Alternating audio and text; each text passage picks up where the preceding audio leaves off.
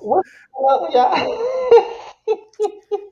I was like, is it over? Is the music over? I was like, I'm just sitting here like, Oh, what's happening? whatever. You know you like dancing in the club to that. You be dancing to that club in the music. Oh my god! I was trying to just give backstage. I was behind the curtain until the world ends. That's what I was given. Hi guys. What's up, y'all? What's going on? What's going on, y'all? We here for the Boys Night Out panel. We got Josiah and we got Maddie in the building tonight. Okay, Terrence will be late. And our special guest, who is like one half of the duo, Key and Kari, he'll be here in a second as well. Jamar is in Puerto Rico, getting his life pretty much. I saw Mm-hmm. him on Instagram. He getting his whole life. Okay. Already Mm-hmm. drinking. Already drinking. Missing both Yeah. panels. Yeah, there you go, Jamari. I hope you're having a good time. Mm-hmm. Indeed. Okay. Now, before we even get into the show, it's been a minute since It's been a while.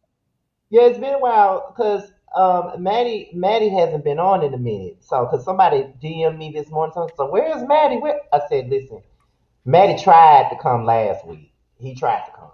What last time we did this? He tried There to come. was a lot of commotion happening in my house that I could not get out of, and I was not doing a show with like 20 something people that I didn't like plan on being in like a house situationship. So I was like, okay. I already wasn't a big fan of that, but you know, you roll with the punches. And then the previous time I told Scotty, baby, look, I this schedule, as I just told them today what I did, has not been just pretty. So I please forgive me, but I need a moment to like sit back for just a second here because I got my panel, I got all these podcasts, I got these other shows I got to do, and I got these other. So I just needed a moment, and I said, "Oh, let me come back up in here." And I've given some options for fuck, Mary kill. You know, Me some too. interesting options. Yes, he did do that. Okay. Josiah, Oh, you, oh, yes, he did do I that. Yes, can't he wait did. to explain why I chose these just to give like a feel and deal as I'm tired of us going through the cast of some Stars series. But you know, I just wanted to show a little different. So Right. everybody needs love, Scotty. Everybody needs love. And Okay. You I had my little choice in fuck Mary Kill too. So you know I love my sports guides. You know what I'm saying? Yeah, uh-huh. so just to let the people know that um everybody up here has some type of input in the show. This week, Josiah and Maddie were involved in the Fuck Mary Kill game. Terrence and Jamar were involved in the Pump It or Dump It game. And of course, I kind of came up with the hot topic. So everybody has a part in the show. Uh, Josiah also wasn't able to be here last show because just like Maddie, he was tired too because Maddie was working like 12-hour Yo, shifts. I was working like literally nurses shifts, like Mm. 65, 70-hour shifts for the past month. So my ass been tired as hell. Listen, okay. Hmm. Now, what have we all been doing since in the last 2 weeks since we last did our show? What's been going on with y'all too? You can go first, Maddie. The world is not enough. Boom, boom, boom. No, I'm not going to do this today. This will not be an intro to a James Bond film. However, that's what my life has been like. People falling from the sky while someone's drinking a martini. I mean, no, it's been good. We've been busy. Airtime, who I'm partnered with, I do shows on Tuesdays and Thursdays with them.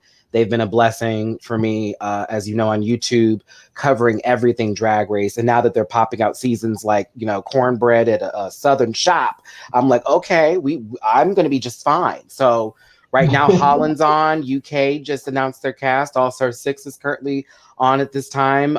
Canada is about to be announced very soon. They just announced that they're filming a Drag Race Philippines.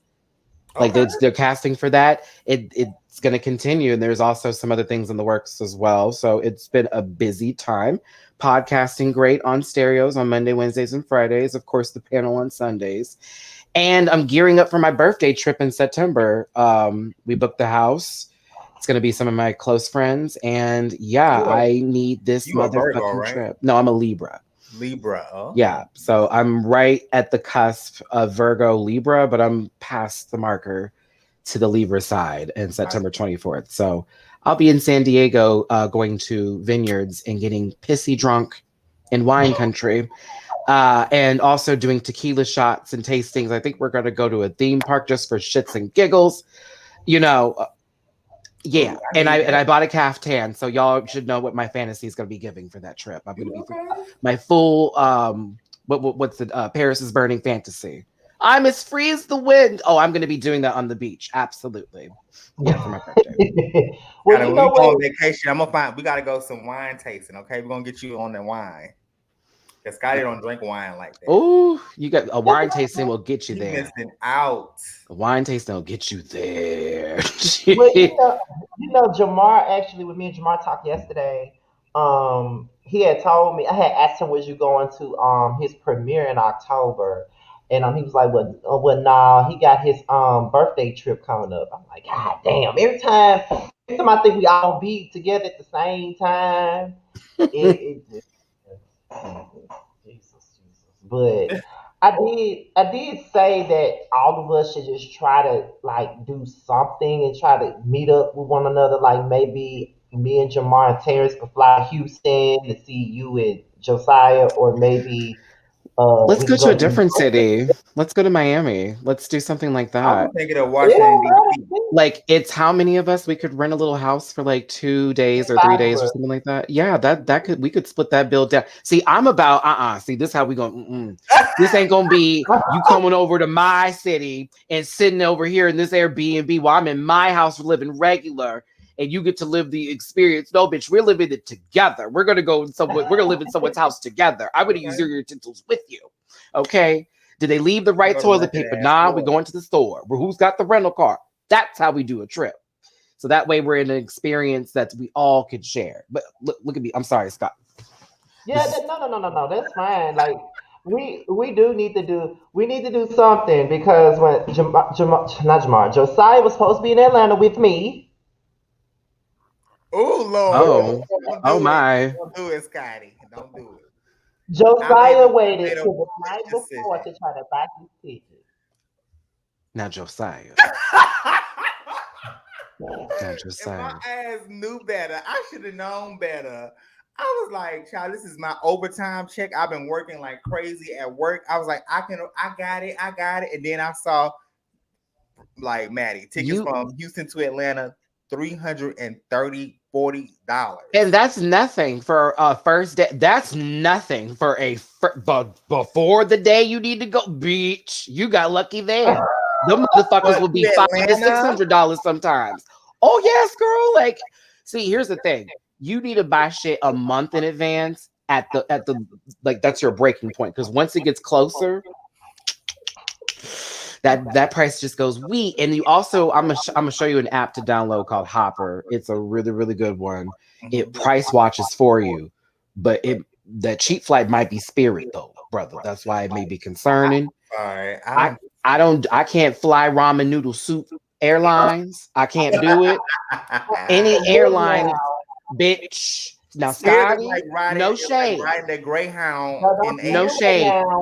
How you in a plane with an alternate suspension system? Do you understand what I'm saying? Like, there shouldn't be this much turbulence by passing by a cloud. It's like they advertise it as being soft. Why are we losing our control? I'm afraid of heights too.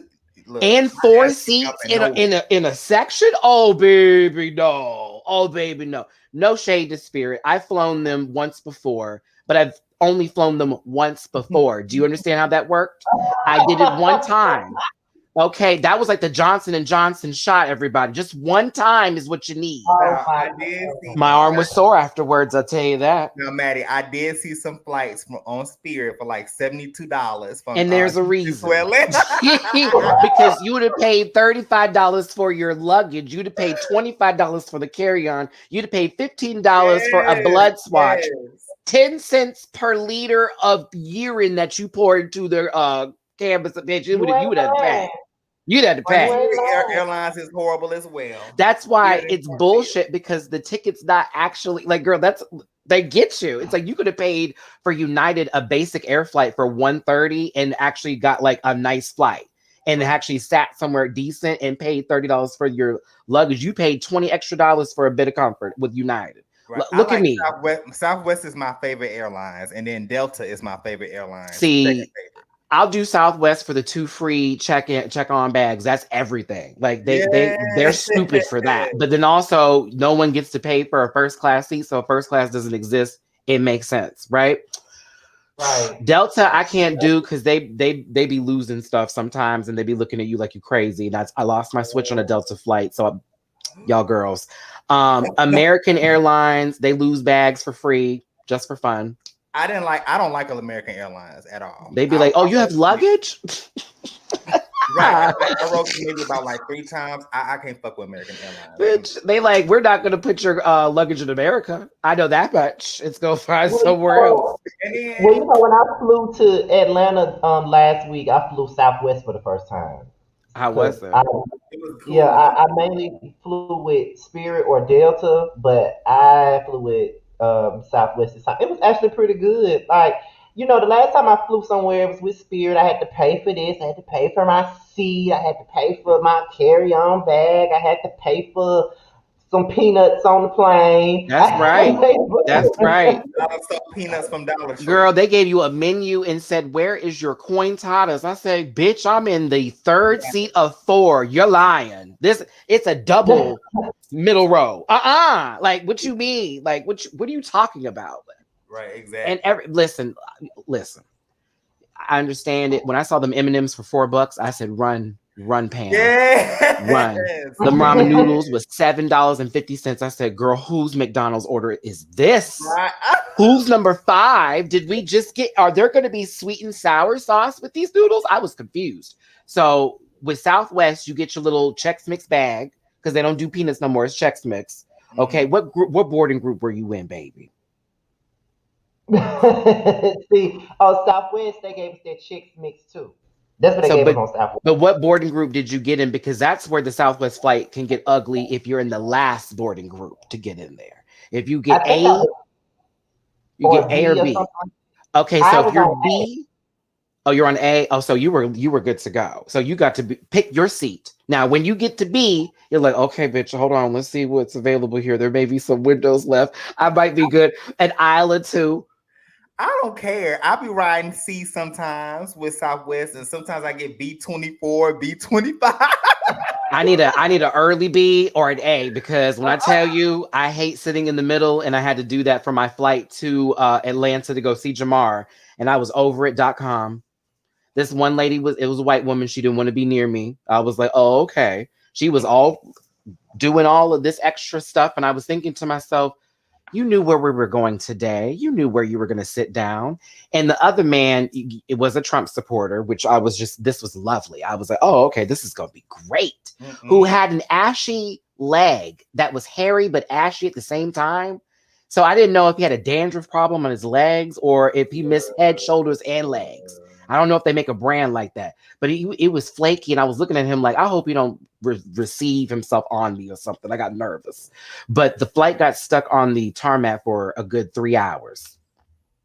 Oh no. Yeah, because it started to thunderstorm. Yeah, it started to thunderstorm. So like, we can't, it said Atlanta's in a black zone, so we can't get there. And I was like, what? Ooh, I'm praying. And I cannot stand Atlanta airport. I cannot. Oh, I had the worst experience. I had the worst experience renting a car there because their rules do not apply to the companies. Apparently, when you have a return ticket, it doesn't matter for you renting a car. They need to know your credit. Oh, I lost my shit, Scotty. Yeah, I walked up in there with the whole knowing I've done it before with them like, oh, I'm just gonna use my debit card, no tea. Got the money, whatever. I got a returning flight. She was like, okay, let me get your address. I'm like, for what? I was like, for what? We have to check your credit. For what? That's the new policy. When did this happen? Well, in Atlanta, they apparently have a shortage of rental cars because people were renting them and not returning them. And it's like a whole thing. I didn't know this, but that's what they were telling me when I got there. All the scammers be in Atlanta, honey. So I'm not. Listen, we'll talk about love and hip hop Atlanta in a second. Can't buy ratings, but listen. Okay. Not where Rashida and Kirk's checks, okay? Those stores can't hold that much together. Try to get them little shoes, little suede bumps up in there. Listen, they basically made me go to 3 different rental car companies to get to one who was like, all my cars are gone. The man like cussed me out and everything. Worst experience ever. Paid $60 for Uber to Jamar's. Oh my goodness. Yeah, it was crazy. Okay, here's one of our guests. Hey everybody. Hey. Damon. Is Damon or Damon? Damon, like Matt Damon. Okay. Damon Wayans. This is Damon from. Okay, this is Damon from. He's one of the 2 guys from Key and Kari. He's our guest tonight. Give him a warm welcome. You gonna have you some fun up here, okay? Okay. Sorry, child. I was on Central Time. I was getting my hair cut. I was like, damn, like. Isn't it? And my cousin like texted me like, oh, are you ready? And I'm like, ready for what? And I was like, oh shit. So I'm here now. Sorry, I'm late. What's going on? Well, we haven't necessarily started the show. Oh, okay. We haven't started the show. Yeah, literally almost 20-minute conversation talking about flights. Oh, work. Okay. Yeah, I did that on purpose so you can make it time. We were giving travel advice. Thank you so much for accommodating me. Poor little since we're talking about flight, who do you fly with? I haven't flown in like so long. I just recently flew with my family. We went Delta, but I'm not really like, I don't really know. I know don't go Spirit unless you're like desperate. See, so like, I mean, I'm not trying to shade. No, Spirit, but it's no shade, but Ramen Noodle Airlines.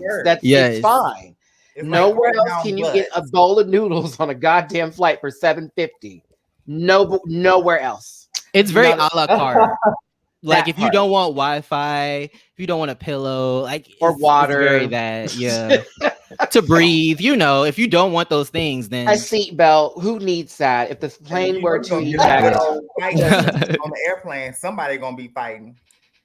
I mean, true. They paid for it. Y'all make me feel so bad that I used to just love to get on them cheap ass flights on Spirit.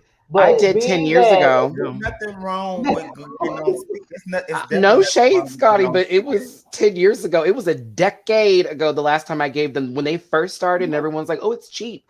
Oh my God, I'm gonna jump on the flights that look like someone with a crayon drew it with just yellow, black, and white. That's it. You know what I mean? And you get there and it's like a stencil drawing everywhere, and you're like, oh, what the fuck is this? And if you on a budget and you don't care if your legs is damn near crunched up on a plane, then absolutely, honey. And see, they don't tell you till you buy the ticket. Oh, by the way, that's when it first started. They didn't tell you until you bought the ticket. Oh, the bags are not going to be accommodated with this. Absolutely. And then it's like you need to pay for the carry-on bag. See? Where is it going? I need to pay for this, like, no carry-on bag, no peanuts, no Dollar Tree, water bottle, nothing. People get on that flight with plates. That should tell you something. Fish plates. Keisha Cole be sitting outside them little Spirit Airlines. They sure do. Girl, let them know. Listen, it comes with rice. Yes, yeah, very that. There's a lemon slice on top. Wait, but Delta or Southwest? Which one? Oh no, this is still Spirit's poor self. Yeah, that's Southwest is just you can just get your bags on Southwest. If you have a lot of bags, that's who you go with, the Southwest, because it's 2 free checked bags, and nobody does that. Not a soul. Everybody's like, pay $35 if it's overweight, $50 or $100 if it's over 5 pounds. I almost had to do that one time. I was desperate. My airport at home, they don't have Spirit, so your best bet is to get on or Delta. They don't have. Have y'all been on United before? How is United? United's fine, but it's not like they used to be with Continental. Continental was that girl, but now United's a little bit. It was at a volume 8. Now it's at 6. Ain't that a hotel? Continental? No, those are the intercontinentals. Whenever you think of the hotels, my bad. I'm sorry, I'm uncultured. No, you're fine. And there is this continental as well. No, but yeah, United's not. She's not that girl like she used to be. People getting wrapped up on those flights. If y'all remember that one guy who was choked out on the plane, that was United. Half those flights were United, low key, and them flights they get a little cheap if you check them out, but also, yeah. All right. I'll go with the Southwest. I'll get the collared shirts and the khaki pants. I'll go with them. They're fine. Yeah. Southwest is on point. Southwest on. But I guess now we can officially start the show, and we start off the show with one of my favorite games that I love to play on here, which is Fuck, Marry, Kill. It's always very hilarious. Okay, and this week's choice had nothing to do with me. It was all Josiah and Maddie. So if y'all in the chat, smart to say about this, it had nothing to do with me. Nothing. Okay. Now we're gonna start off with the first batch of men. They're all comedians. This is judgmental. We have Godfrey, Marlon Wayans, and Dion Cole. He had to pick a different picture. So you know what? Because that is a really good picture of Marlon. You know what I'm saying? I couldn't find any better pictures of Dion. No shade. I like Dion. Listen, Dion actually got a nice body in them Old Spice commercials. That's a good old check right there. Plus Blackish.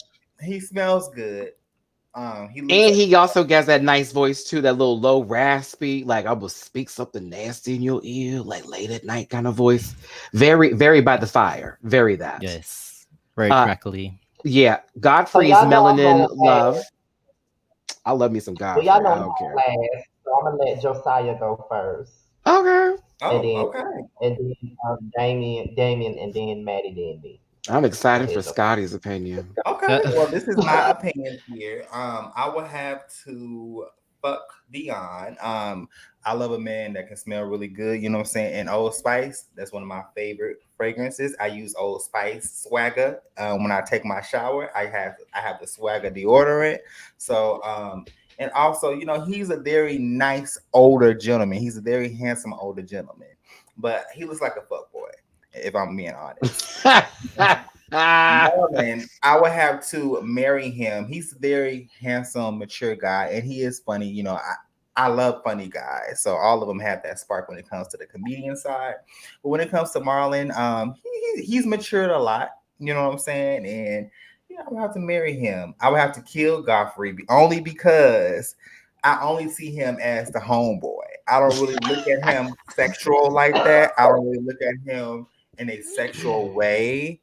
So I would have to go ahead and kill Godfrey. But man, homeboy is on point with the impressions. His Steve Harvey impression is funny as hell. He is so fucking funny. Like me, Godfrey is that type of dude that me and him can go ahead and go to maybe like a tequila spot or whatever, daiquiri shot, and get some drinks and just chat it up. You know what I'm saying? Like Terrence gave his answer in the chat. Scotty, you want to highlight it real quick? I put his on the screen because Terrence should be on his way in a little bit, but yeah, he's still participating in the show even though he hasn't made it yet. But this is Terrence's answer, and Terrence said, "Marry Marlon, fuck Godfrey, and Dion Cole to the gallows you go." He said, "I don't want that Old Spice in my life. I don't want that Old Spice mustache rubbing on my hole." I hear you. Like Old Spice is everything to me. He don't want the whistle at the end of the night. Listen, I'm not killing any one of them. Okay, I ain't killing any one of them. Honestly, well, maybe Marlon. No, because I prefer the other Wayans brothers over Marlon. Just to be honest with you, there's a plethora to pick from. There is a lot. They just kept coming. I would. Oh my god! I would have with Godfrey. Which one? You said which one?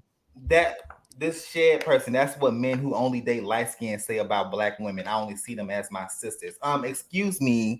I said I see him as I see him as a friend because he's funny. It has nothing to do with his skin. What? Come on, y'all. Let's not take this. Okay, listen. You know where your intentions were. We ain't gotta give we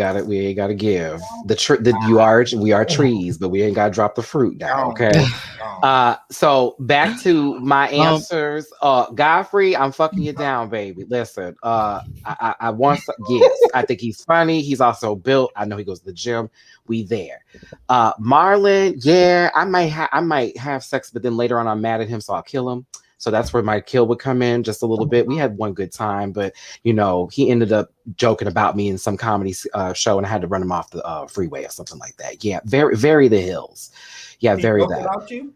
I was just making up a scenario in my head. He said something in the comedy show, and I had to kill him. That's what would have happened to Marlon. So he talked too much goddamn shit. We was fine until that happened, but I got a little piece. And I married Dion. I like a little raspy. Give me a little raspy something. You know what I'm saying? And he's funny. The Blackish check is good. The Grownish check is good. The Old Spice check is good. We're going to be fine. So my money's good. His money's good. We're fine. We'll be in this together. Come on, Old Spice. Get over here. That been me. Okay, Jamie. What's yours? Okay, so these are men in their current time, right? This isn't like a past, from 2021. All right. The ageism. Okay. Well, okay.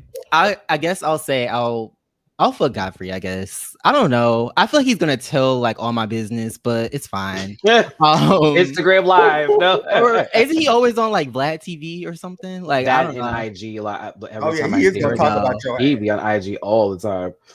But I feel like he's super conscious, right? Just from what I've seen of him, I don't really pay that much attention to him. Yeah, he's very vocal. Mm-hmm. So I guess that's kind of a turn on.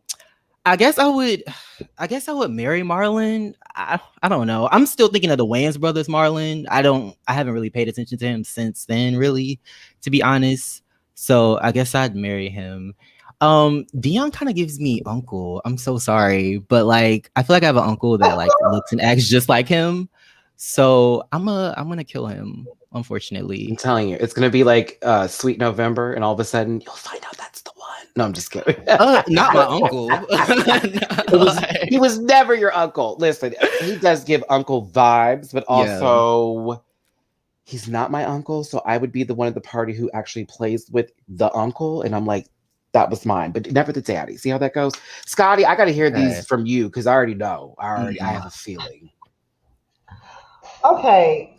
Go give us the control. This is actually kind of hard. This is actually kind of hard for me. It actually is, but because I find them all attractive. So this is gonna be hard. I thought Oh, long and hard about this. This is why I went last because I knew it was gonna be a difficult decision. Uh, I would probably fuck Marlon because he just seems like the type. He's funny. He just seemed like the boyfriend number two. If my man not acting right, I just call him over. mm. There we go. He can play serious too. Y'all seen that Aretha Franklin movie? He was playing a serious I role. have Aretha not what? seen Yeah. that yet. That No. Aretha movie with Jennifer Hudson, the one I, that you don't like, I Scott. have not seen. I have oh, the not seen that Yeller? movie with Scream. I call her the Yeller, Scotty. A mess. What you That's want? not the People from Yeller. across town be hearing Okay, that. What do you mean? listen. Causing disturbances in homes. Yeah. I would probably marry Godfrey though, because I always liked Godfrey, even as a teenager. Same. I've always liked him. It's something about him, and plus, everyone knows that I love me a dark skinned man. So Is when he when he's sick, is he is he Ghanaian, what? Nigerian? I think Nigerian. Okay, that's what I think. Yeah, He's he always makes skits about it with his parents and how his dad talks and stuff. love it. Yeah, and he's also supported the LGBTQIA plus community. I've had to do all that. Yeah, but Okay. he's been vocal about it when people like the baby situation came up. He was clowning baby. So it Thank was like, God. okay. Yeah, I was right. Nigerian. Okay.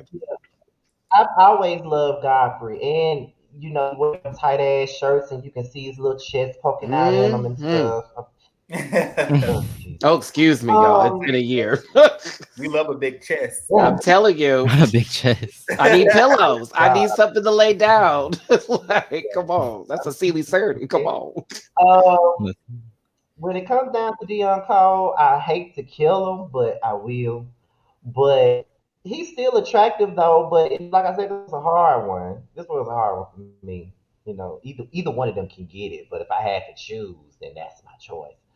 Okay, so the next in our LGBT themselves, but they're football players. Oh, Lord Jesus Hmm. Christ. Michael, Sam, dead. Okay. Girl, boo. She don't like none of us on this panel anyways, bitch. Why we got Michael Sam up here? Michael wants Carol. What you mean? Wait, give me this frame. What do you mean?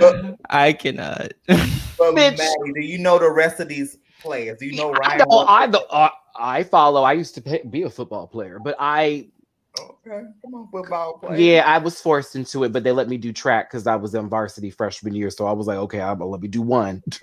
But Michael can die with him and his alabaster loving self. Oh. Yeah, I got it. Carol, I don't like ostriches. And Ryan, I would have and love and marry, and we'd be good. And that's where we're gonna leave it. Yeah, I don't like Carol. No, baby, no Channing. And Michael, What's wrong with Carol? Carol.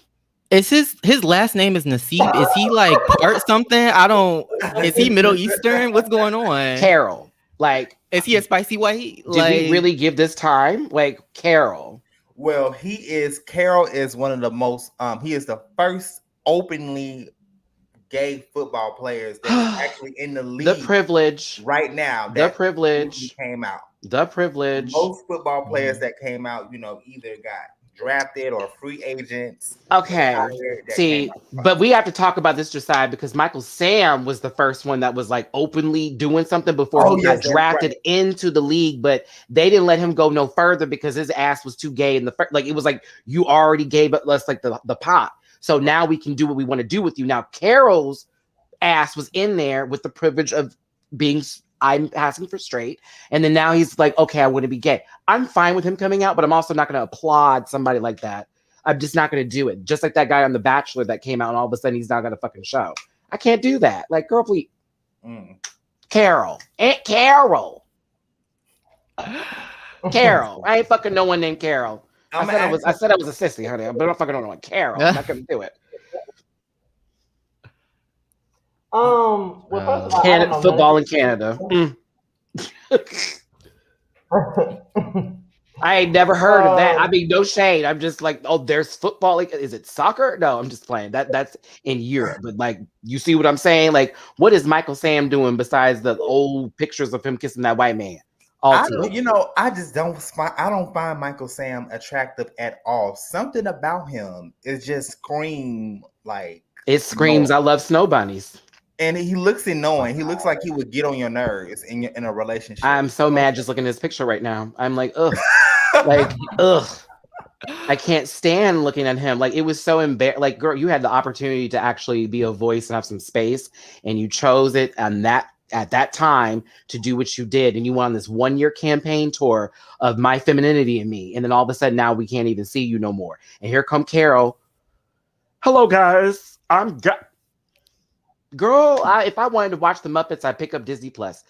Ryan Russell. Excuse me. I'll stop. Ryan Russell is fine to me. And y'all know, like I watch his YouTube channel with his boyfriend. I love them. Beautiful couple. He's just so fine to me. I don't really know anything about Carl. I just Michael put him up like here as an option. Michael looks like Sid from Ice Age. Woo! Oh my goodness. Do you have any thoughts on this? Do you need me to put them back up? Yeah, go ahead. I don't. Prepare for some uncooked chicken. I'm just kind of like, because I don't even know who Carol is. Unfortunately, I don't know who Ryan is either. But I don't know. I mean, I agree. Michael Sam, like, even outside of like knowing who he is, I don't really find him attractive. Ryan obviously can get it, so I'll marry him. Carol, I guess it'll be a drunken night and I'll get over it.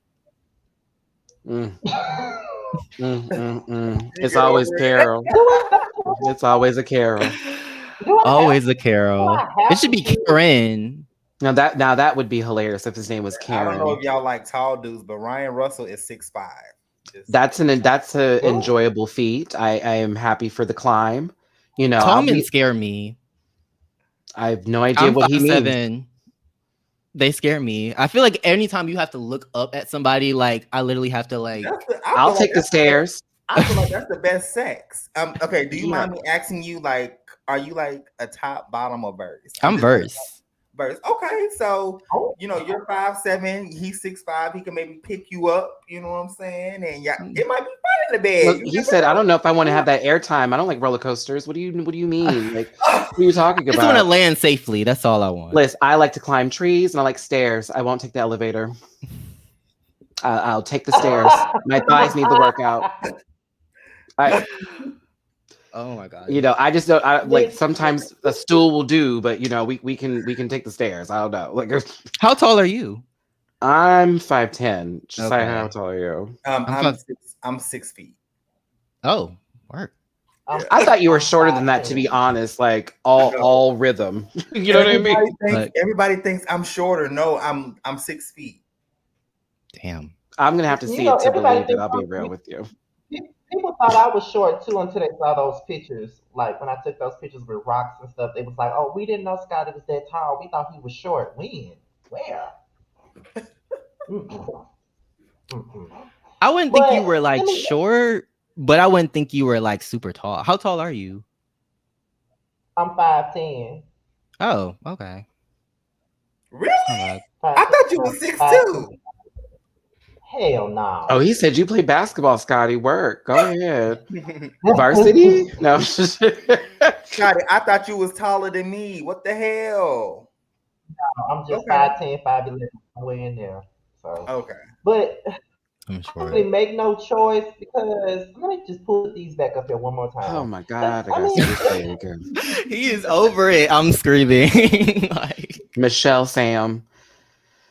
It's like, oh my god, Carol's chin is the only one I would marry. Like, and Michael Sam looked like a beetle, and I just he looks like he would get on. He looks like he would get on. I'm telling you, he looks like he would get on your nerves in a relationship or a marriage. I tell you this: if A Bug's Life 2 happened, Michael Sam. He looks frigid to me. Yeah, Carol Carol just have to be a drunken, edible field ass tonight, and Michael Sam just gonna have Not to an just edible. be very, It's giving Michael me Sam- very. It's giving me very next door Jamal- productions. Michael Sam looks like he puts it through the sheet. Like he's very like Mormon about it. Like he's very common Christian. He said Mormon. I feel like he does. I feel like he just he's like I don't let's not. He's not kinky. Michael, I feel, has to think about it. And it's in every time. If you all know what that means, he just really has to think about it. Like, I don't know. Do we want to do this right now? And y'all are having the conversation. Like, just take off your clothes. But we got to get up early tomorrow. What is happening here, Michael? Just a lot. Michael just gives me an emotional bad time. Carol is going to be drunk and wants to like fuck you, but then like when he pulls like the dick out, you're like, oh babe, Carol, It's whiskey dick. Yeah, Carol it back up. Michael looks like he gives you like a very emotional type of dude. You know what I'm saying? That be crying. Like he gives me found in a motel room with drugs teased. Oh, what kind of? You know what? Never mind. Went there. Never mind. Went there. But like he does. He just gives me, somewhere in Florida, like only one level 10-room motel teas. No one comes here until tonight, and then all of a sudden, news at 3. I can't. I'm sorry. Michael Sam, boo, Winnie Tisterberger, boo. I don't like him. Sorry. Boo.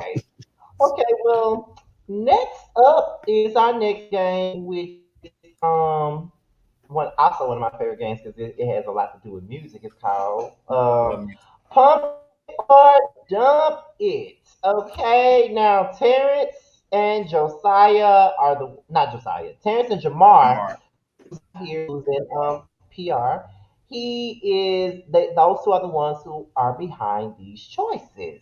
Okay. Now Damon, being that you're new up here, this is your first time, Pump and Dump is basically we have 2 albums and 2 songs. You have to pump one or dump one. Basically, you got to pick between the two.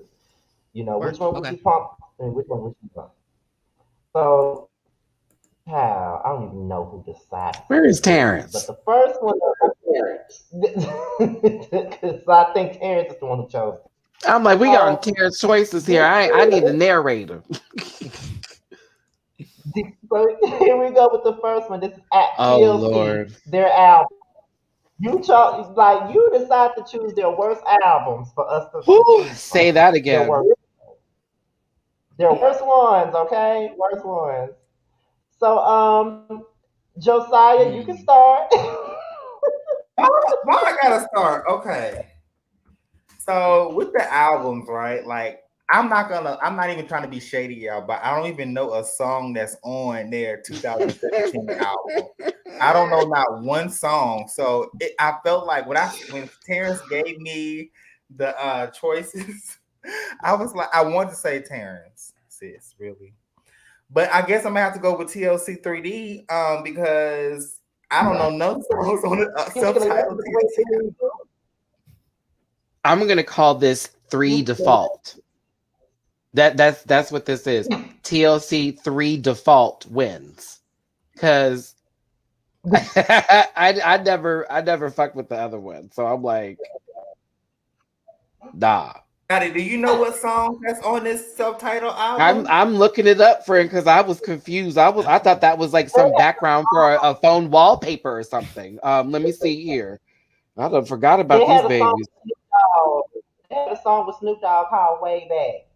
Oh, that means it didn't do well because it was in 2017 and Snoop Dogg was on it. So yeah, hi-ya chop. TLC 3D win. Facts. All facts. They have a song called A Motherfucker on here. Chop next. Okay. I do like Girl Talk on the TLC 3D album. The girls keep talking, something like that. I do like that song. I like 3D. Can I just choose like Fan Mail or another one? That's not I don't know these girls. I don't know them. I know TLC, but I don't know these. I don't know these albums. But So 3D, is it a visual album? Why is it 3D? I'm confused. No, oh my God, no, it's just an album. It was after Left Eye passed away. Why is it 3D though? The 3D is throwing me off. I guess is what I'm trying to say. I don't know. I feel like thinking of like 3D is coming at you. So like maybe that's the answer right there. It's coming at TLC coming at you 3D, but they just want to do 3D so it's clever. I'm gonna judge as I look it up.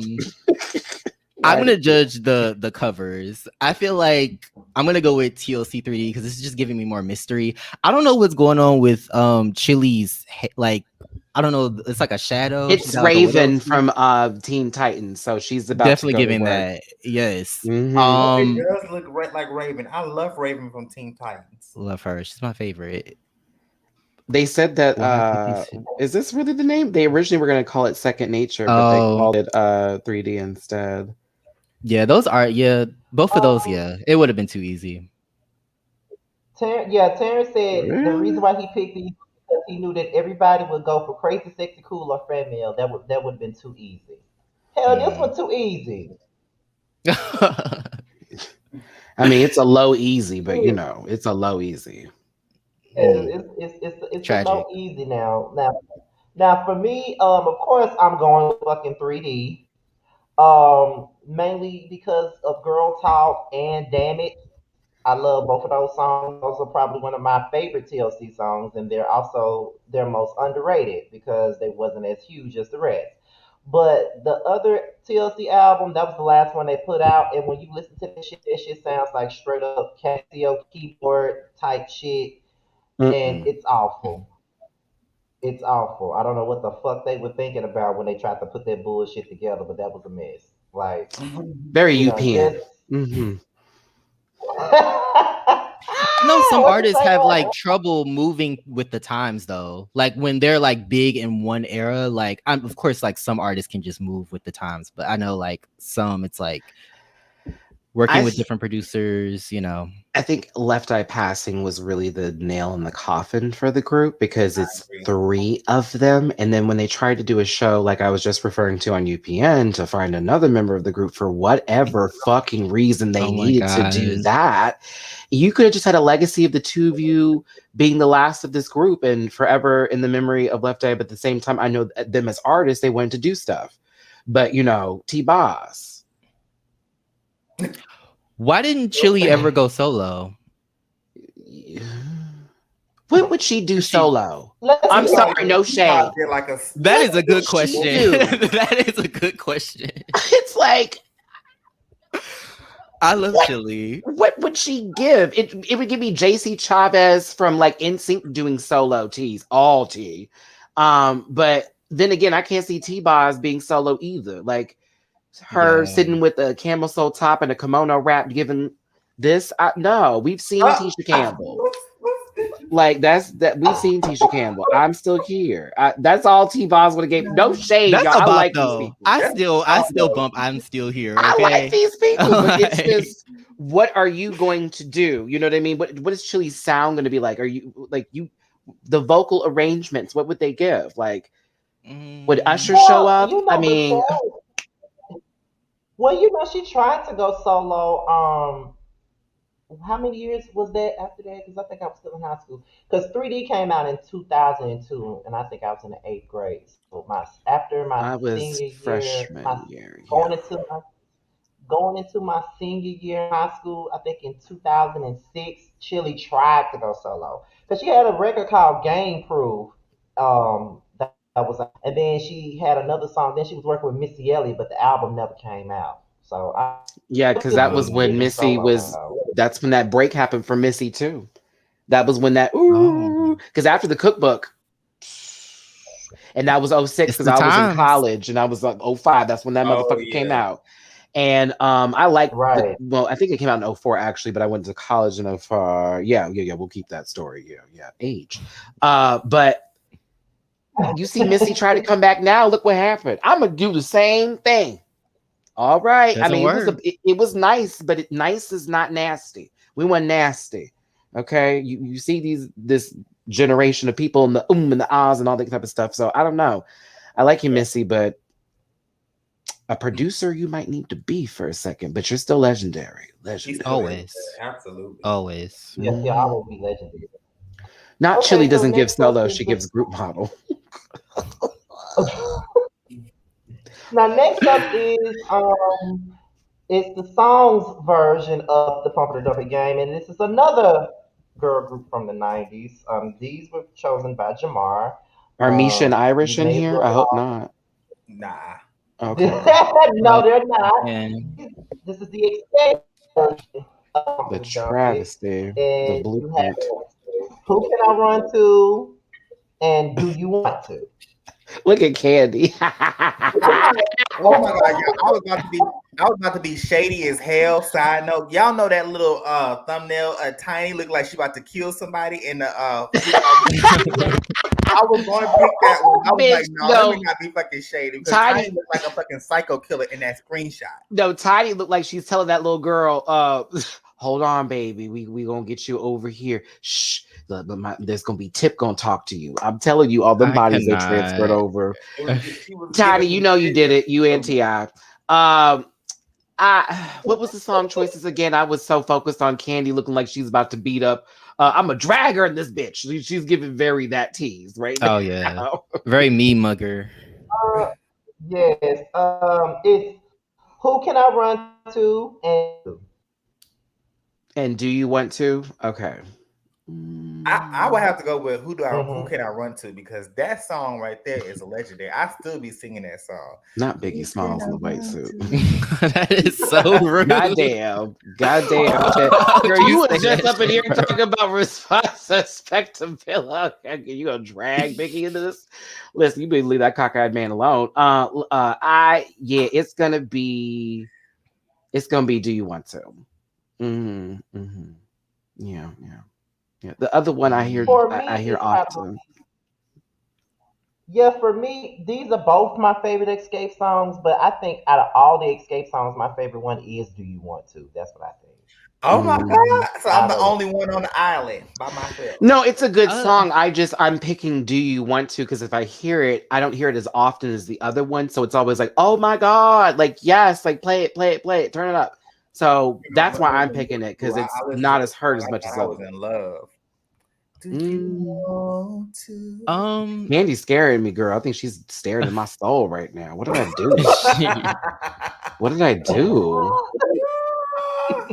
Girl, she got a hammer. That's Candy for real. Pose. This is like a double entendre with this. Candy used to throw them bows back in the day. Girl, this is Angelica Ross and Candy Burris all put in one right here. I'm about to get season 2 of Pose, and I'm about to get season 6 of Housewives of Atlanta. I can't. With this Kelly Rowland cut. Let's see here. Oh, poor things. But yeah, Escape. Go ahead, Jamie. They're a group. Not to be annoying, but I know these groups. Don't kill me. But I don't know these songs. I think it's out of my generation. I'm not gonna lie. So I'm just like, okay, that's fine. That's understandable. But I will say I'm 25.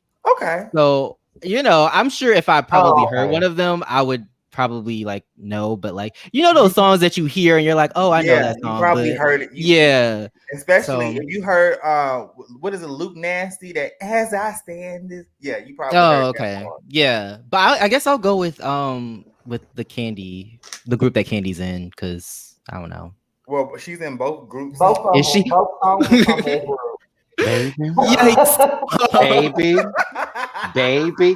I was waiting for the rest of y'all to catch it. He said that earlier. I said, oh my Lord. Well, it's fine. It's okay. That's why it's Escape. Escape your mind, right? She was in both groups. No, it's one group. No. Those were 2 songs. Two songs from the same group. They had the clothes got tighter as the progressed through their music career, but they started off with tomboy clothes. That was the whole gimmick. Okay. And then they, started moving to lingerie, but like pajamas, because that's what TLC was doing. Y'all remember Creep? Like that, like look at that, them pajamas. That wasn't sexy, but the girls was living. Give me some silk pajamas. I'm gonna fuck him tonight. All right. Go ahead. All hot and shit. All right. Well, those are our first 2 games of the night. We always open up with Fuck, Marry, Kill, and and Pump It Dump It. Mary neighbor. What? What did you say about her? What? What did I say? I was fucking with my married neighbor. I don't even know my neighbors. What you talking about? See, Oh my y'all god. better, whoever it is in that chat, y'all better start blocking people because this is don't be stupid tonight, okay? Because I ain't said shit about no married neighbor. The fuck. I saw your face, Maddie. I already knew what that was. Like, what the fuck? I'm I was screaming. messing with your married neighbor. Please. All right, Tyler Perry. Let me find out, Scotty. You got Tyler Perry life going on here.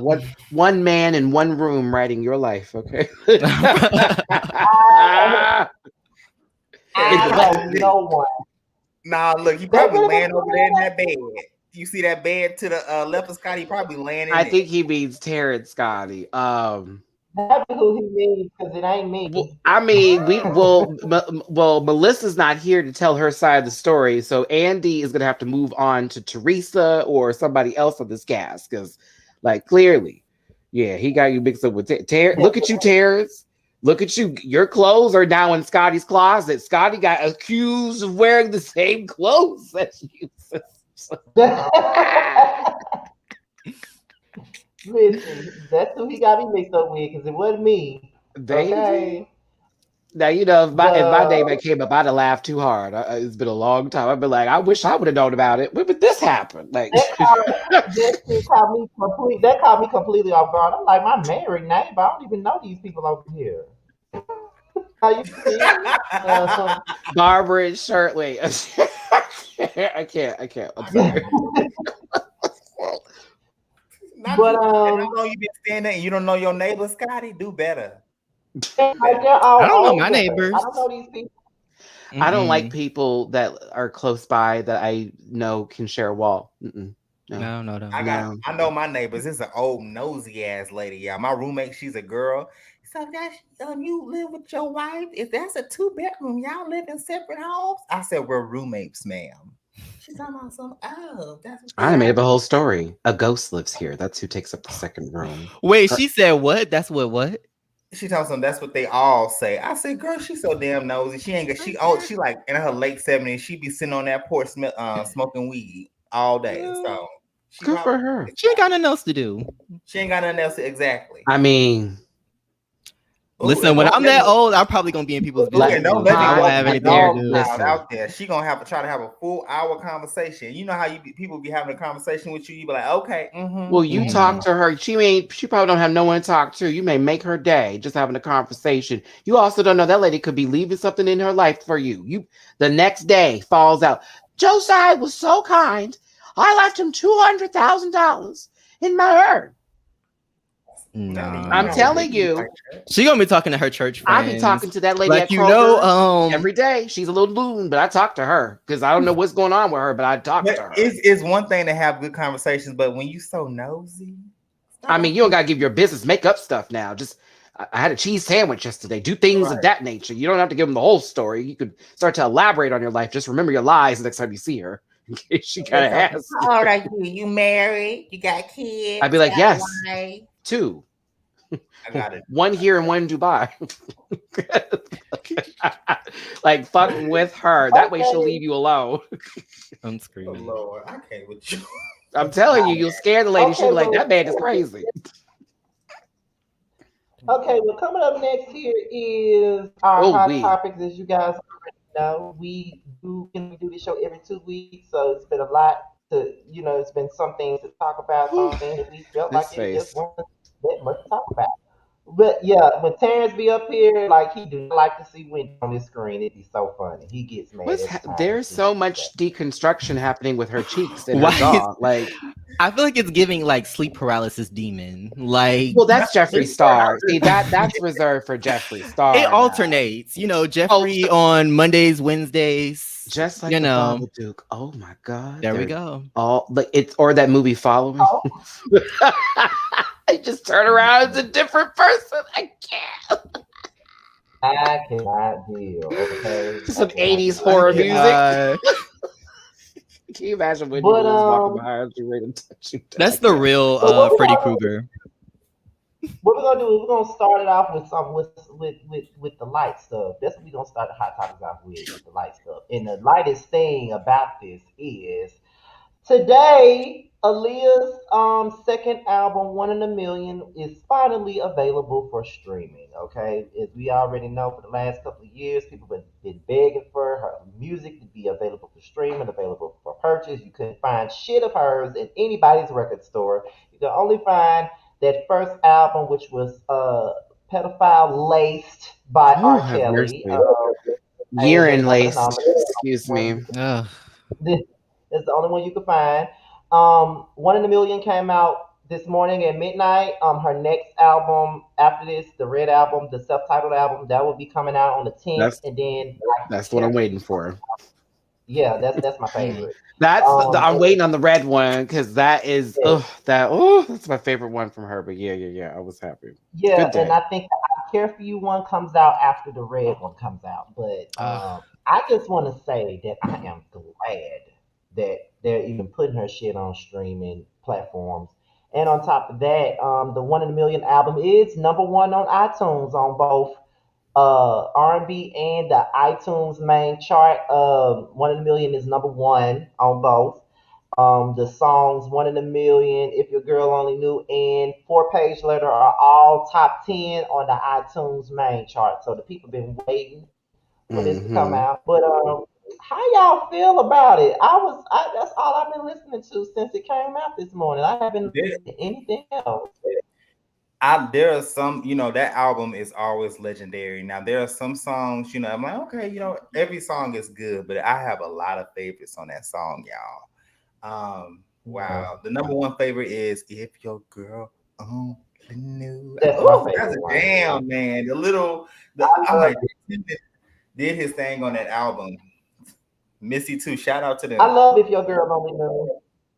For my own And Hot Like Fire. It's the songs that weren't singles for me that I'm happy to hear again.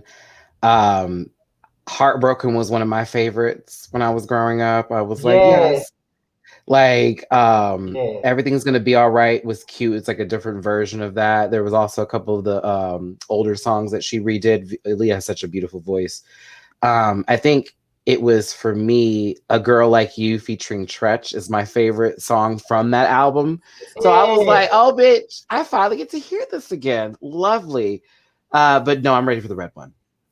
Yeah, same. The one I gave my heart to, I didn't know, she sung the hell out that song. And there's a different version than the album one. It's a radio version with the choir in the back. But man, when That's she did the one that I like ad-libs the and most. song that certain, like, woo! I say, man, you did that. It was giving me Brandy Have You Ever vibes, okay? With the vocals, I said, damn, I think that's the best she ever sung on that song. Now, Damon, I'm not sure if you're familiar with this album, but No, I love Aaliyah. Lord I love have Aaliyah. mercy. Aaliyah was one of the people that I listened to. You probably heard her songs though from there. Oh yeah, I would say One in a Million from that album, definitely. But I can't wait for the self-titled to come out because I love loose rap. So this is what I'm sick and tired of the loose rap. Yeah. I know you should know better than that. Oh, that was a good one. Listen. Tired of the loose rap. Oh my goodness. This is a song that she did on that album. I have that song down Refuse or verbatim. something. I love that song too. Mhm. It was the one, now it's me and you, and it's whatever. Yeah, it's whatever, yeah. That was life. I gotta say that I'm gonna give you a test here for the age, because like you might know these movies, but it's Aaliyah references. Most people know Queen of the Damned, but did you see Romeo Must Die? I love Romeo Must Die. Are you kidding me? Yes. Okay. When she I feel like the fight scene with her, I don't know how, don't ask me how this is gonna transpire, but the fight scene with her and Jet Li when she has the swoop bang, I feel like that gave me all the femininity I needed. He had to cover that one eye that was a little roly poly. Yes, that's what that was. The swoop bang, and then they were both fighting old girl together. I was like, look at this. Aaliyah did that little run walk with him while he was holding her up. I was like, okay. And that led to her getting the Matrix gig, which was really sad because she passed away during the filming of that and had to recast her character.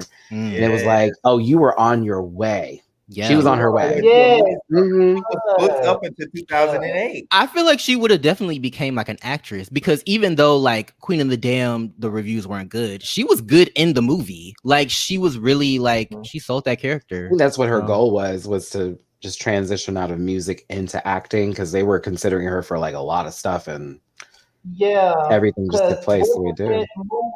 That Whitney Houston movie Sparkle, wasn't that one of the films she was supposed to do as well? When it was originally considered. Yep. Yeah, she had a lot of films. I remember that because 12 summer she passed. So I think she was supposed to be the lead character in Honey as well. Yes, I think I heard that. Yeah, but they gave it to much better. Oh, excuse me. I'm sorry. They gave it to non-acting as Jessica Alba. I cannot believe it. God. I still love that movie though. Y'all remember Julia Stiles was in a Black People's movie? I can't stay. I have to think about her. I'm sorry to say it just like that, but that's what it translated to. Julia Stiles, Kerry Washington, and in this movie about this white girl in this school that was hip hop, and she had to incorporate it in her dance. Like, do you remember the era of music or movies that were just that? Like that one white person that's going to be right there, and they're going to be in with the crowd. It was going to be. I'm sorry, that just reminded me of all of that, like that early 2000s tease when Channing Tatum I'm thinking more about Sean. Is it Sean William Scott? Isn't he in that movie too? Isn't that his name? Is that her love interest? I know it's three names. Short guy with the the round head. Yes.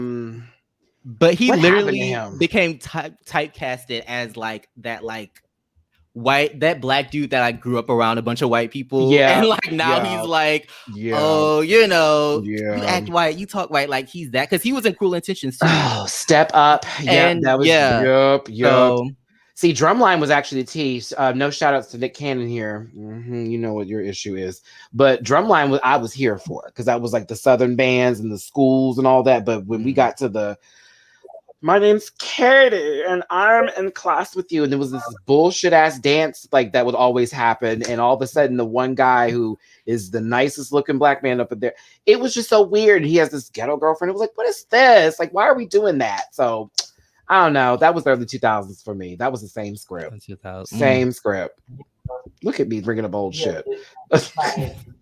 So somebody said, yeah, go ahead. Oh, not to derail, but somebody said in the chat, like, Aaliyah is still inspiring the girls today. Like, who do you guys think, like, who can you hear her influence? I can give y'all a whole list, honey. I mean, the obvious one would be like Normani, of course. But not enough inspiration. Let me stop. Yeah. Let me stop. I can't. Y'all want her to be so bad, and I want her to, but it's not showing. So that's why I'm like, there's a lot of talking, but it's like, okay, but what's happening? Okay, like she's not Beyonce yet. Beyonce can just throw out dust and then not sell it and still be like Beyonce. So there you go. She ain't there yet. She's still a part of the Fifth Harmony effect, in my opinion. I want so much for her. Do you think that it's just the team that she has that's holding her back? Her team. Well, but let's not just blame it on 5 Elmer Fuds in an office, okay? Like, let's also take this moment to say she's making these decisions too by saying this is what I want for myself and allowing these people to it up. You know what I'm saying? That was good. That's a big shadow to sit under, though. Like Beyonce, like, could you imagine? Like. Well, you got to talk to people like Gaga and other girls who had to carve out niches and then build around it to do other maneuvers, because that's what this artistry is about. It's about the translation of moving forward and not being stuck. That's why people like No Shade, Trina, is on Love and Hip Hop Miami, where, yes, you have the residency of being that girl and you have music that people still buy, but it's people, not millions of massive amounts of people. And that's the bit of it. Like, can you translate further? We'll know you as a Diamond Princess, but it's going to be in this era that you're going to be the baddest. I don't know about now. Because if you talk about now, I would hate for a Barb to hear you speaking because Trick Daddy's still recovering from them bee stings. And that's his whole storyline in Love and Hip Hop, Scotty. His whole storyline. I saw that. Big I saw that in the trailer. I was like, girl, where's the Nicki Natural? What happened? Like, that's not a part of the solo. We're on the topic of Aaliyah. Somebody just put in the chat and they were saying Aaliyah's passing was the best thing that ever happened to the solo career. I think that would have been her if she was still here. Now we hear this comparison a lot with Aaliyah and Beyonce. And since we're up here, let's talk about it right now. I don't see, like, people do compare the two a lot. Why do you think they compared the two? And do you think they would have been able to coexist if Aaliyah was still here? I believe they would have been able to coexist. Yeah, I think Aaliyah was going to the acting route. Like that, like Beyonce would have found out that wouldn't have been her niche. We would never have gotten obsessed if Aaliyah was still here. Say that. We would never have gotten the Goldfinger. None of that would have happened. B would have still been focusing on music because she was with Destiny's Child and she was getting her solo shit together. Mm-hmm. So they would have happened. Mm-hmm. Now, the songs that were being given, that would have changed.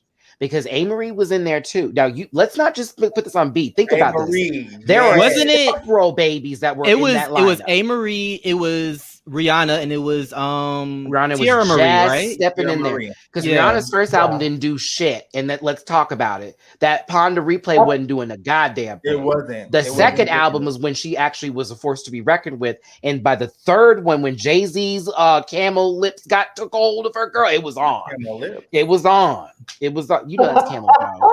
Now you know that's Camel Joe. I love Jay-Z. That is a billionaire Camel. Some very nice lips. I like Jay-Z. I'm that's one of my favorite rappers, but that man looks like he's about to sell me a pack of cigarettes. Anyways.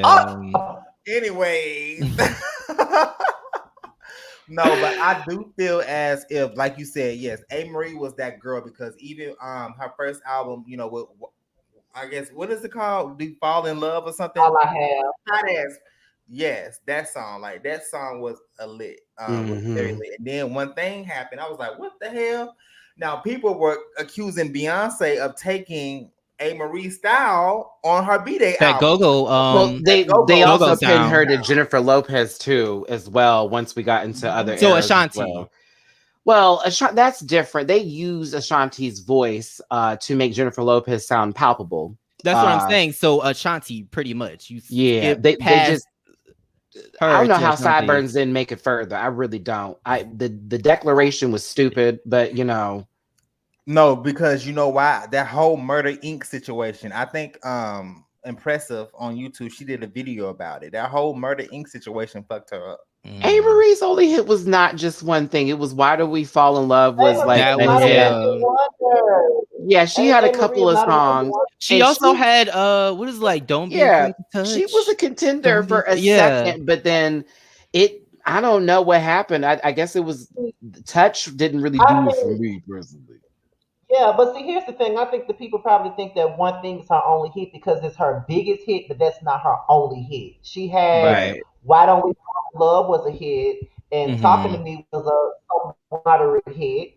She had more than one hit record now. Don't do A-Marie like that now. She had more than one. Soulful, bringing up Sierra, let's have this conversation about only two registers in the vocal system here, which is flat and soda. I love Sierra too, and she had a certain niche about her that went into the crunk music era, and that's why she was popular. Like when Lil Jon and Ludacris was really like popping, Sierra was almost like the princess of that kind of genre of music. Sierra was backed by Jazzy Faye and Atlanta when Atlanta music was really like blowing up. So that was like princess right there. You know what I'm saying? Now, and that's my perfect example of her not being able to sing. Okay, I thought the song was beautiful. I thought the vocals was beautiful. She can dance her ass off. She will clown them. Do you feel me? But after that third album, it was sinking ship. It really was. And she had some good songs, but nothing was really selling. She had good songs, but nothing was selling. But she found Russell. Oh, God bless. Oof. Good job. Yeah, because after that third album or something like that, her singles. Baby, you went from Future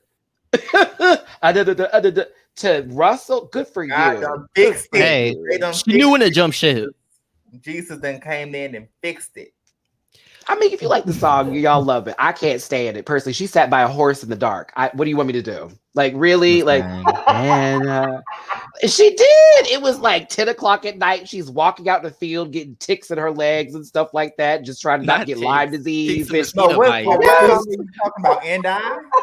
Yes, like there's someone like that song. Maddie, don't talk about that song. That was a beautiful song. I thought she killed it vocally. Was she talking to the horse? I never understood. Was it Bow Wow? I was like, who is she talking to? Like, I never understood. Like, there's a horse, there was a fence, it was green grass, and it was dark outside. Like, either she was, I don't know. Come on now, just now. Whoever was the creator, whoever was the video director, creative was trash for that video. But the vocals, that was her best vocals. It gave me Goodnight Moon, the book. You know what I'm saying? Like, just page by page, we'll finish the story soon enough. And that's what her vocals give me too. 8 pages of a coloring book.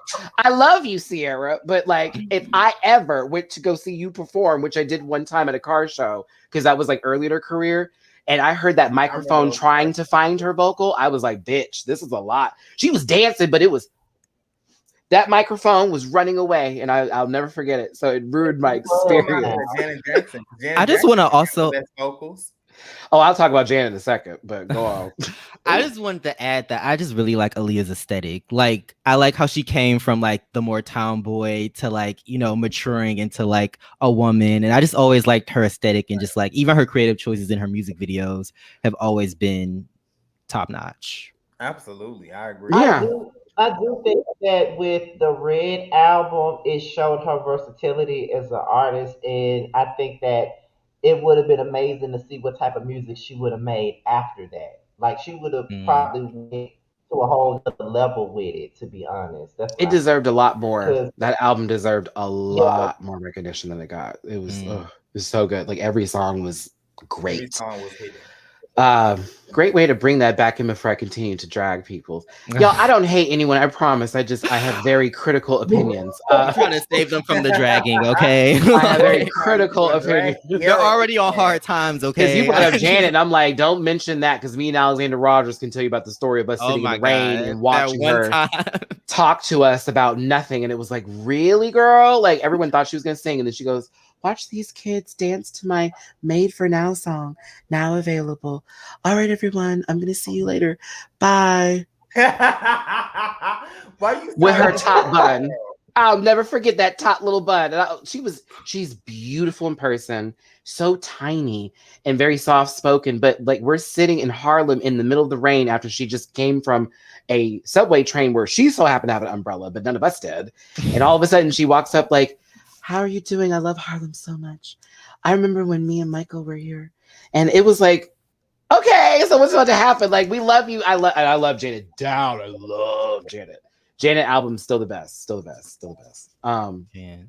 That's my favorite reoccurring joke. But watching Alexander Rogers is him being so upset about having to wait for her. I was like, if we ever mention it, me and Alex will go in, like, because that was a lot to do, because I convinced Alex to go. He's like, oh, we should go. He's like, oh, you're in town. I'm like, yes, we walked there. We walked there, bitch. That was not an easy feat. This is my first New York experience. I'm like, bitch, I'm sweating. I'm like, this is not cute. Rained on, sister. I didn't have no dick that day. I was pissed. I was like, oh no, this ain't gonna work. This ain't gonna work for me. You're like, this is the last straw. Yeah, I went shopping after that. I literally got in a Uber and I went to go buy clothes and get food. I was pissed, but I still was like, I got to see her. I did. I saw her walk on the stage, whisper, and walk the fuck off. Not whisper. She sure did. Soft spoken indeed. I'm telling you. A little, just a cube of ice. Not too much, just a cube. That's Janet. She gives me dark liquor. Okay. Well, I can say this. I think we're all glad that Aaliyah's music is coming on streaming services. We all been waiting for it, so that's the best way to close that one out. So the next thing up is Love and Hip Hop Atlanta. Oh Lord. Here's the thing with Love and Hip Hop Atlanta is we already know season 10 is airing. I haven't watched a single episode since episode 3. And the topic at hand is the fact that they have now hit a record low in their ratings. I think the last time I checked their ratings, they were only pulling 600,000 viewers, which is very much so opposed to the 2 and 3 million that they used to pull. Um, Even that last season that they had last year pulled over 1 million views. Now they're below. They're at like 600,000 the last time I checked. So they have hit a all-time low with their ratings. Now, what do y'all think is the issue? Why aren't we watching? Why are we Well, bored? I I would just What's really the like problem? to go. I would really like to go first. Scotty, me and you did a breakdown a few weeks ago regarding what the fuck happened to Love and Hip Hop. And I think when once Love and Hip Hop, Mona kind of just like, okay, I'm not really on this project no more. And they switched to Big Fish Productions, the same production company that runs with Black Ink Crew. Black Ink Crew. Thank you. Yes. We've seen the decline of quality as well as I don't know what was going on this season. They brought back, I guess New York got canceled, child, and they decided to bring Erica Mena back to Atlanta. Also Yandy, who we didn't really ask for. They decided to bring them back and made them the front and center of Love and Hip Hop Atlanta. And then Rashida making her a main cast member. It didn't really give anything. You know what I'm saying? And people are not invested. When you have a horrible ass production, cheap looking ass production, and boring, redundant storylines, what else can you give when it comes to Love and Hip Hop Atlanta? Nothing. True. You know, nobody wants to see Rashida ass. She's tired. Her and Kirk and his 3 earrings. Very Very sleepy. tired. Very sleepy. Very. And his Lee press-ons. Anyway, I used to watch Love and Hip Hop. I used to love and Hip Hop, but I don't know. Ever since the pandemic happened, like I feel like they took that break, and then I feel like that was kind of like the death sentence. Like I You was didn't just like the like, family reunion? You didn't like the sleepover in the auditorium? You weren't here for the No. church sleepover? I was like, what is this, honey? I don't I don't know what this is. I'm gonna watch something else. Actually, I feel like once that happened, I started watching like scripted television, and I was like, I'm over this because I just feel like you said, it's the same storyline over and over again. Like we're tired of Kirk and Rashida. Like we just don't care. And I feel like, I know Rashida is of course likable, but I don't think Kirk is likable. And I feel like, sometimes you can have like a villain on a show and it's like they're unlikable, but we still watch. I feel like he makes me not want to watch. He's that annoying. And And I'm I'm talking just about like, Kirk and Rashida. I'm talking about Carly Red. Y'all oh, I like forgot Carly about Red? her. He's not even a main cast member this season, right? Oh, the My Pillowcase is not a cast member this season? My Friend of the goodness. show. She's always carrying a pillowcase. That's for damn sure. No shade, but did you recognize her? Because I was never, like, I just know a plastic tag when I see one. You know what I mean? listen, like purse is I'm all washed. for plastic surgery, but I was like, that's Carly Red. Carly fucked up her face. Carly filler. Had surgeries a few years ago. You done messed up your face. Carly was beautiful. Yes, we aged. I think the public age shamed her and made her feel insecure about her age. But you look good, girl. We were saying you look good for being But why though? They- She good for her age. Listen, I think they were She could be age a mob shaming her wife because now. she was acting like a child for her age, and I think she got it Yeah. confused with what it is because she was always in the young dumb shit business. You know what I'm saying? Like she was always doing dumb shit. It's like Carly is 52. I know she's not, is she? And it's like she is in her early. The world may never know. So it's like, why are you still doing stuff from your early no shade, baby, 20s? Thing, you know what I'm saying? Like not even going there. I'm just saying I used to fight in my 20s. I don't do that shit no more. Okay, I'm just saying. Use your words now. Some I know what people you don't mean, know about Maddie. that.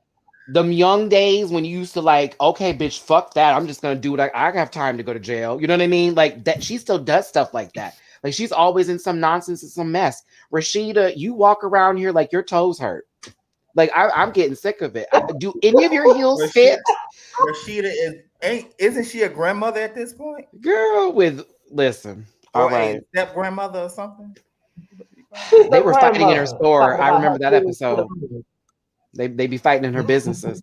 I don't know. Kirk be sleeping with folks. I don't know how he be catching anybody. Scrappy looks like a swole garbage bag that is just always. I can't understand what's happening with him. You know that Scotty's Oh my man God. daddy. Don't talk about Oh, his man. he said some really Don't fucked go up candy shit words on in that ass. Houston one time to the gay community out here, Scotty. It was some fucked up stuff at a pride. It was at Splash. Did that for matter. happen? Did that happen around the same time? What was her name? D. Smith was on? Because didn't they talk about that at some point? I think it was mentioned, but not like the full extent of it. But like, how long ago was this, Maddie? This was like 06, 07. Lil Jon before, Lil Jon before he was big, and it was that was just getting crunk. It was like, okay, all that kind of shit. Scrappy came there with them, and they were booked for Splash, and it was at Big Yo's out here in Houston. And when Scrappy found out it was a bunch of lesbians and gay dudes that were out there about to shake with his music, he was like, cut the music. I ain't playing for these FAG, you know what I'm saying? These DYK, all that. I did not on stage. Lil Jon is sitting there like, what are you doing? Like, and that's Lil Jon. What are you doing? And Lil Scrappy, he basically was booed off the stage. They came up there and was like, get the fuck out of here, do all that mess. So that's my memory of him. Like, I tell you, I be having history with folks. Like, child, I don't like him because when he came out here and did that donkey shit, I wasn't here for that. So your homophobia fuck up the bag. And he shows it on the show. Like, honestly, and girl, who gives a fuck what you and Bambi going through? What like who really cares? Y'all, I miss Erica. How about that? I know I wanted Erica on this season. I miss Erica. Them little few guest appearances. I like Erica. Is there anybody on the show that y'all like really care about? Like you're like, oh, they're going through this. That I feel like that's the issue. We don't care about none of these people. What's that one girl who also has super plastic surgery who don't really need it, that has nobody on the show that she's dating, and she has a hair salon but not Sierra. Oh, yeah. Sierra's another one where I'm like, girl, why like are you here? Her and BK Brasco. Oh, that's just like Shay on Miami. I don't know why they're there either. He look like he'll be on Jack or something. Spice. Wait, is Spice still on the show? I liked Spice. I don't think like she is. I like Spice. What did you think about her whole the light skin thing when she like I got her point.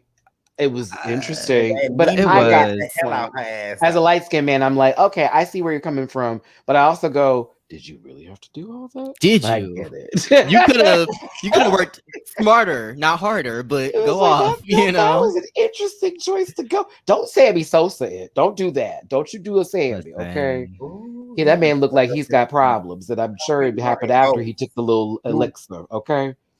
It always looks so terrible. But like Damon said, though, it's like there's no one on the show that we're rooting for at this point, because we could care less about any of them. Like Yandy been told her draws with me a long time ago on New York when she got exposed for lying with them baby mamas. Like I've been over her ever since. Erica Mena I never liked. Kirk and Rashida I never liked. Carly I never liked. Sierra, I liked her, but it's like that Jacqueline her nose.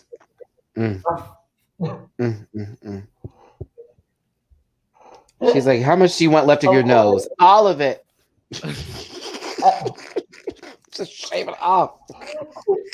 And then they got these new girls on here, young baby Tate and Amaretta Gray and Trey Money, they were going to have a Love and Hip Hop Houston. They were filming it, but it got too live, and apparently gunplay was involved, so they had to close it out. Megan James from Bad Girls Club was going to be on it, as well as not Mike Jones. Paul Wall was going to be on there. There was going to be a couple of the Houston like legends, yeah. So, but they brought them guns, baby. They were not playing. They shut them down. I was like, shout out to Megan. She always in some random. She always pop up randomly. Like, girl, why are you here? Like, why are you not on this season? She was on the bat. She's on the baddie season now. She's on the reunion too. She popped up for one episode or whatever. But like, I liked her on Basketball Wives. I thought she held her own, honestly. I still wouldn't have let what's her name spit on me, girl. I would have beat the tar out of her. She with them girls on Basketball. Well, that's because it was Brandy's old knock-kneed having self. I couldn't stand Miss Brandy. I couldn't stand But you know what happened? It was karma. Because like her on Bad Girls Club, they basically treated her like she treated the girls on Bad Girls Club. And she thought she could fight because on Bad Girls Club you can fight, Oh, but you can't fight on Basketball Wives. Nope. I mean, you can, no. Them but women you will can. sue your ass. It's a you know. So she couldn't do that. So it's like now you got to use your words, and It's like, that how good are you reckless with mouth your of words? hers though too, because she already had a reckless mouth, like just to start with. But also, you running with some other people who are like pop then if you really want to go there. So, like I said, listen, baby, I'm from H Town. This is my city. I'm like that. Like I can use my words, but if you get close enough, and I know I won't go to jail, I'm gonna get you. So. Da. And I know I'm not going like, oh, he ain't gonna call, they ain't gonna call, no one's gonna be. Oh, we're going in. But if I feel like the laws get, I'm going home. I ain't sitting in the cell. Oh no, not for this. No. Baloney Sam. Who? No. Can't do it. Prison meal. Yes. Let's talk about this Basketball Wives new cast, honey. There's a new cast. It's Ooh, the show. Yes, honey. There's a new cast. Is Eveline still on there? Yeah. No, she's not. So let me tell you. Oh, thank you, Jesus. I'll watch. We didn't have this a part of the Hot Topics session, but since they brought it up, and Josiah would let me know if I missed anybody. But they have pretty much revamped the show and brought back people for this 10th season of Basketball Wives. The cast goes a little something like this: Jackie Christie. Oh my God. Malaysia Parker. Oh my God. You said revamp, Wilson. girl. Why You is Malaysia back the moose there? and the knuckle. What you mean? But Malaysia is going to be the villain of this season. Jackie is definitely the moose, and Malaysia's the enough? knuckle because she be ready to fight. But like, I want to talk real low, but I'll be ready to fight. Girl, how you whispering and hitting people? Like, I don't understand that. Okay, let me stop. Malaysia just seemed like she don't even want to be there. Like, girl, you really does. have some interesting stuff to do. Beautiful girl, but god damn, you're boring. Okay, sorry. Oop. Okay. She'd be ready to fight. Okay, Not my kids. Did you call my kids dirty? Like, girl, like, relax. It's Brooke Bailey is coming back. Who? Brooke Bailey is coming back. Brooke She Bailey. was on Basketball Wives LA season 2. She was on season 2 of Basketball Wives LA. Brooke Bailey is coming back. Brandy is coming back. Duffy is coming back. Really? I won't be watching. No, thank you. Angel Brinks is coming back. I'm good. I don't like Angel. British Williams from season 3. I'm good. Oh, British too? So good. Oh my god, this season's gonna be a mess. You had me at Duffy. No, thank you. Team Tammy Why does all day. Dislike Duffy? Why does everybody Fuck dislike Duffy? I still can't. I still can't stand her from that season with Tammy. I wanted Tammy to get her so bad. I have never wanted Tammy to grab somebody so bad on camera. They had to hold her back, and she was talking cash shit in that corner. I was like, no, girl, let her go and let her get her. Let that mouth talk. Let that mouth walk. Come on, like. Sorry, y'all. I can't. Duffy and Brandy, boo. Tammy started it though. Duffy, like, she went too far, but Tammy started it. Like, that's not how you fire somebody. If you're gonna be like an employer, you got to be more professional than that. Like, I know it's a reality. She popped off at the table with her employer on camera and challenged her. Hell no. Hell no. Like, that's her daughter. She basically tried. Like, come on now. Like, listen. Here's my whole thing. If you are the one working with your child and some knock-knee baby comes up in there trying to tell you what to do and they haven't really done the work, I'm going to be pissed off too because my child's involved with this and now my money's in this because I'm putting my money into my child's business. It's not her money, it's my money. And we doing all this and you talking shit on me. I'm Tammy Roman, bitch. I was on the Real World season 2. I just signed on. This is true tea. Tammy's on. They're going to do a Real World season 2 cast reunion. They're going to be back at the house again. And that's going to be on Paramount Plus. So Tammy will be back on Real World again for the reunion season for season 2. I'll be watching. That part. She's now acting on shows. Tammy's good to go. You know what I'm saying? That's why I was like looking at Duffy like, girl, you're new. I want her so back this season. I want her back so bad. Who, Tammy? I do too. That's my favorite person to watch on the show. Me too. Tammy is above Basketball Wives now. Now she is. Yeah, now she definitely is. And when she walked away that season, that's when you knew it was over. Because it was like, right, girl, she got up on Shawnee like, and on that note, I'm out. Remember that last season she was on? She was not invested. She wasn't even filming with the women. Well, they tried her with that Jennifer situation. They were trying to put her in that drama and make it seem like it was just Tammy who did it. And Jennifer was like, I had nothing to do with it. It was Tammy who brought it up. She's like, girl, we were at the table together. We did this together. Oh, now it's just me. Out. Let me start focusing on my Bonnet Chronicles, deuces, and hey. Is OG coming back? Now, She's come on. not coming back. Okay. Now Shawnee can't take that aggressiveness. She really pissed off production last season by exposing, what really happened in screen recording, or sound recording from last season. Like production, it's everybody lying for me, Josiah. To make her look like she was the crazy one. That was insane to see that acting effort. I agree. Woo wee. So what y'all gotta say is okay. Exactly. Evelyn won't be back. She quit. She quit apparently. Kristen was fired, and so was Febreze, aka Phoebe. Yeah, Phoebe was not a good look for the show. Yeah, she was fired. She just gave me holes in walls. Lamar Odom, baby mama, ain't coming back either. She's not coming back next season. I don't think she's running. Well, Lamar's on another show, right? Yes, but Love and Hip Hop. Lisa Morales is that her name, Scotty? Lisa or Lisa? Yeah, Liza Morales. Okay.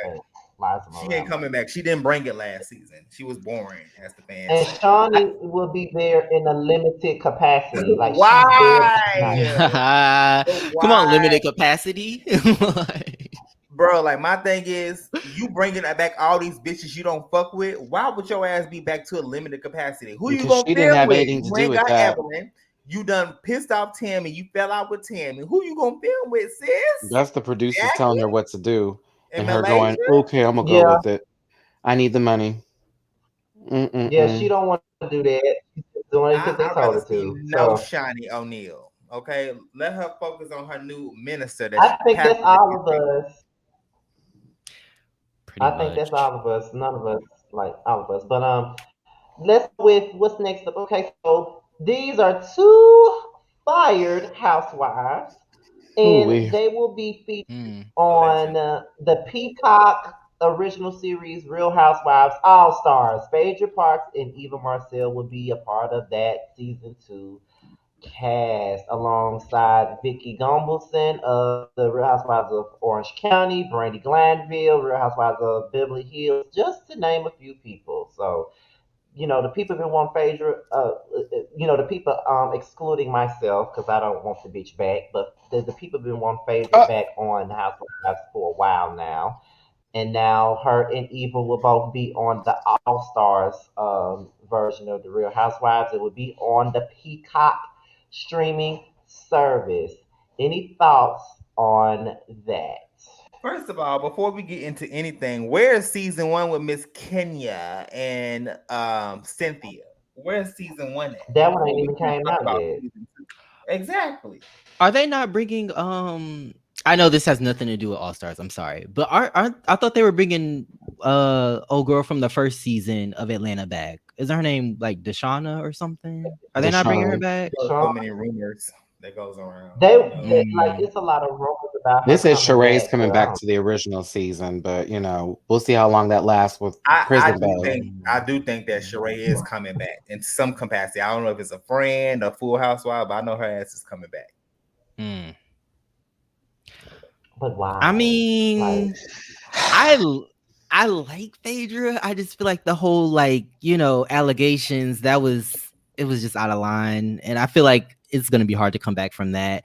Eva, I didn't watch her seasons, but I don't know. She just didn't seem that interesting to me, honestly. I know she was good TV on America's Next Top Model, but that was almost a decade ago. Absolutely, I agree with you. She was good on Top Model, but on the Housewives, she got on my nerves. I was ready for her ass to go. I don't know if it was editing or what she was. She was giving me passive aggressive the whole time that she was on the show, and I was not here for it. Yeah, she couldn't remember her live. Bring back Kim Fields.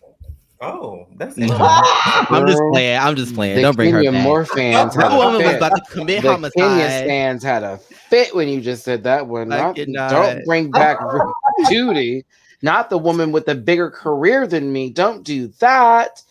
Oh, I cannot. so this is also happening with this sort of vacation shit that's happening on I don't know if that's going to be on Bravo or also on Peacock with some other housewives, but apparently this is a franchise that they've branched off into, very RuPaul's Drag Race All Stars a la tease. So am I interested? No. Will I be watching? If I find a clip that's funny, I will start to watch. Is it immediately interesting? Oh God, no. I don't like half those people that are going to be on there. Vicky, especially with her allegedly lied about cancer having self. Wow. I remember she lied. Exactly. She's had some very questionable moments when it comes to people of color. You know what I'm saying? Like, same thing with some other folks on the Housewives show. It's just like I'd be like, girl, we really we doing this today? Okay. Yeah. And I don't even watch the Orange County, but I know the bullshit that she was saying. Mm-mm. There was this horrible storyline with Vicky. Yeah, Vicky was a piece of shit. I never liked her. Girl, then the last season she did. I said one thing Vicky knew how to do was scream and yell in your face. That's what she knew how to do. She got on the respectability train towards her last season where she thought people were declassing the show by being raunchy, but she flashed her breast like every season she was on. Yeah.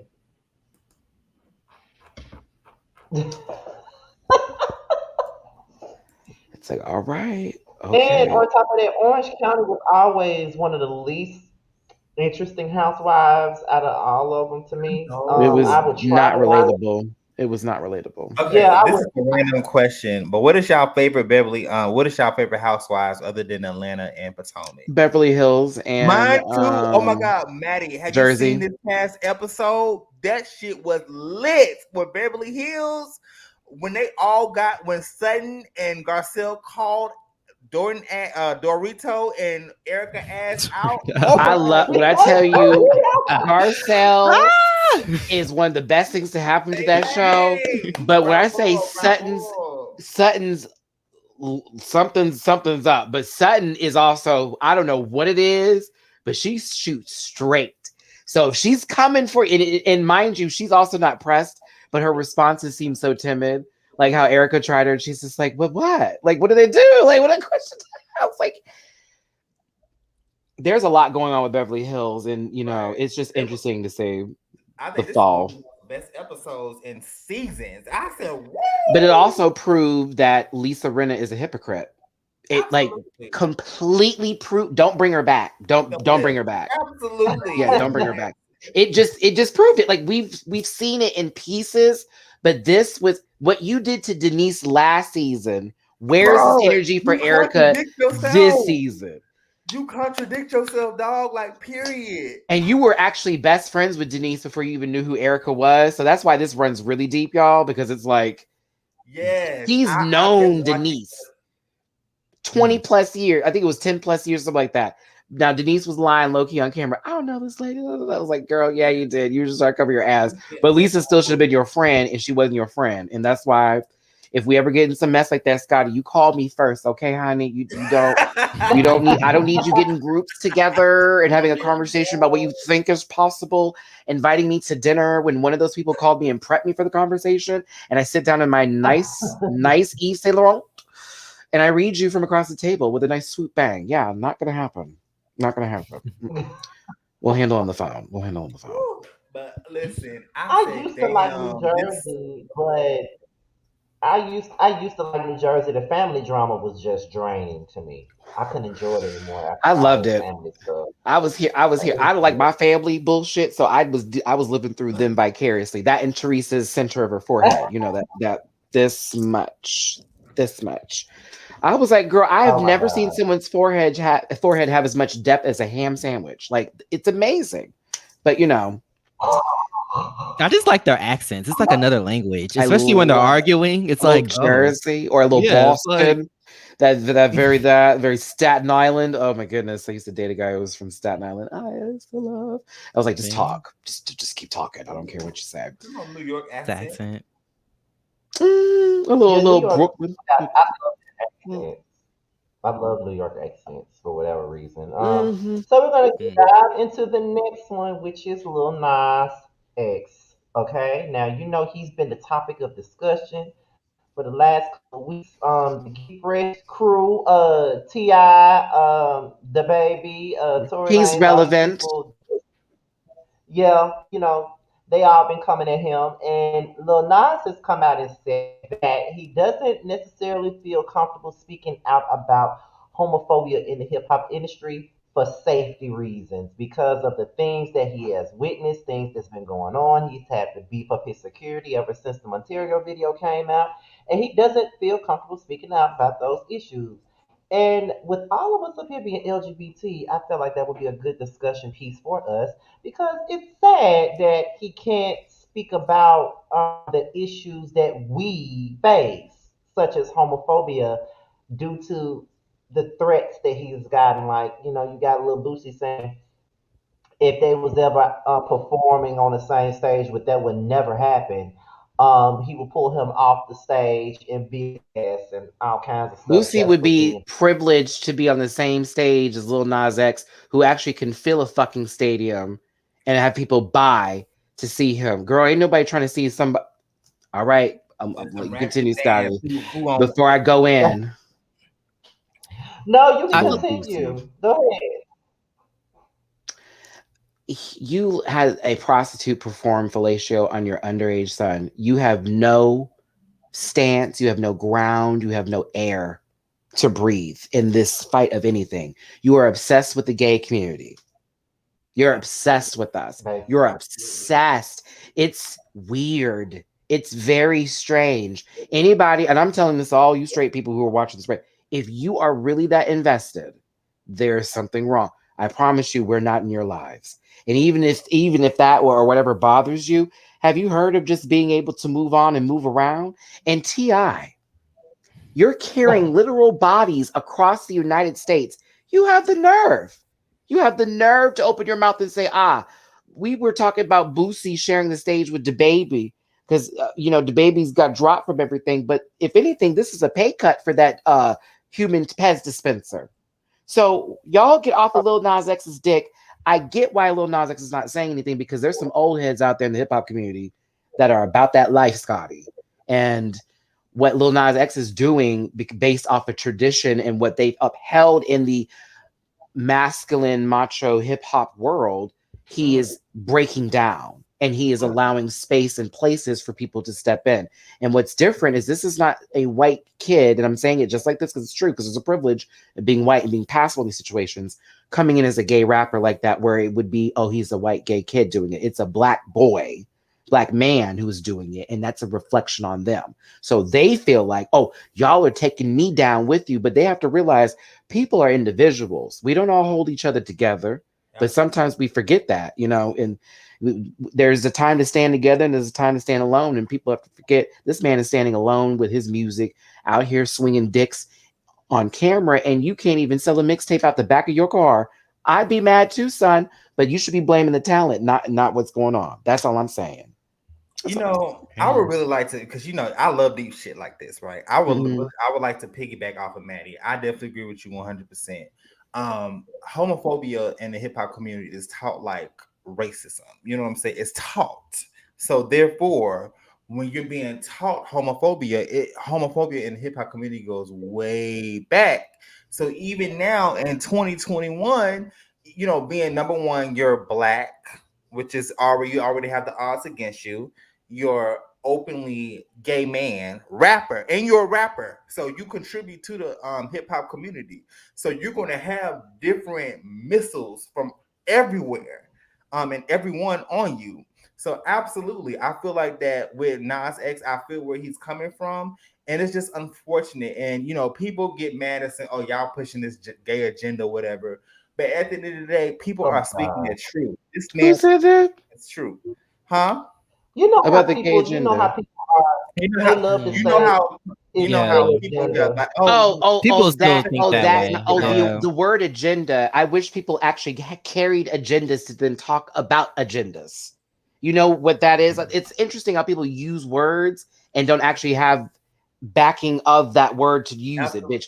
You don't even use your calendars on your phone, motherfucker. You're talking about agendas. Right, and that's what they say. That's what they say. They're pushing Girl, a please. gay narrative, a gay agenda on the youth, and that's what I feel like. That's what the number one black homophobes be saying. Oh, y'all pushing this on our you children. want an agenda? Let's talk about things that are happening in the state that you're living in with your own government. Let's talk about what's happening in the United States about your rights that are being taken away from you or things that are happening for and against you.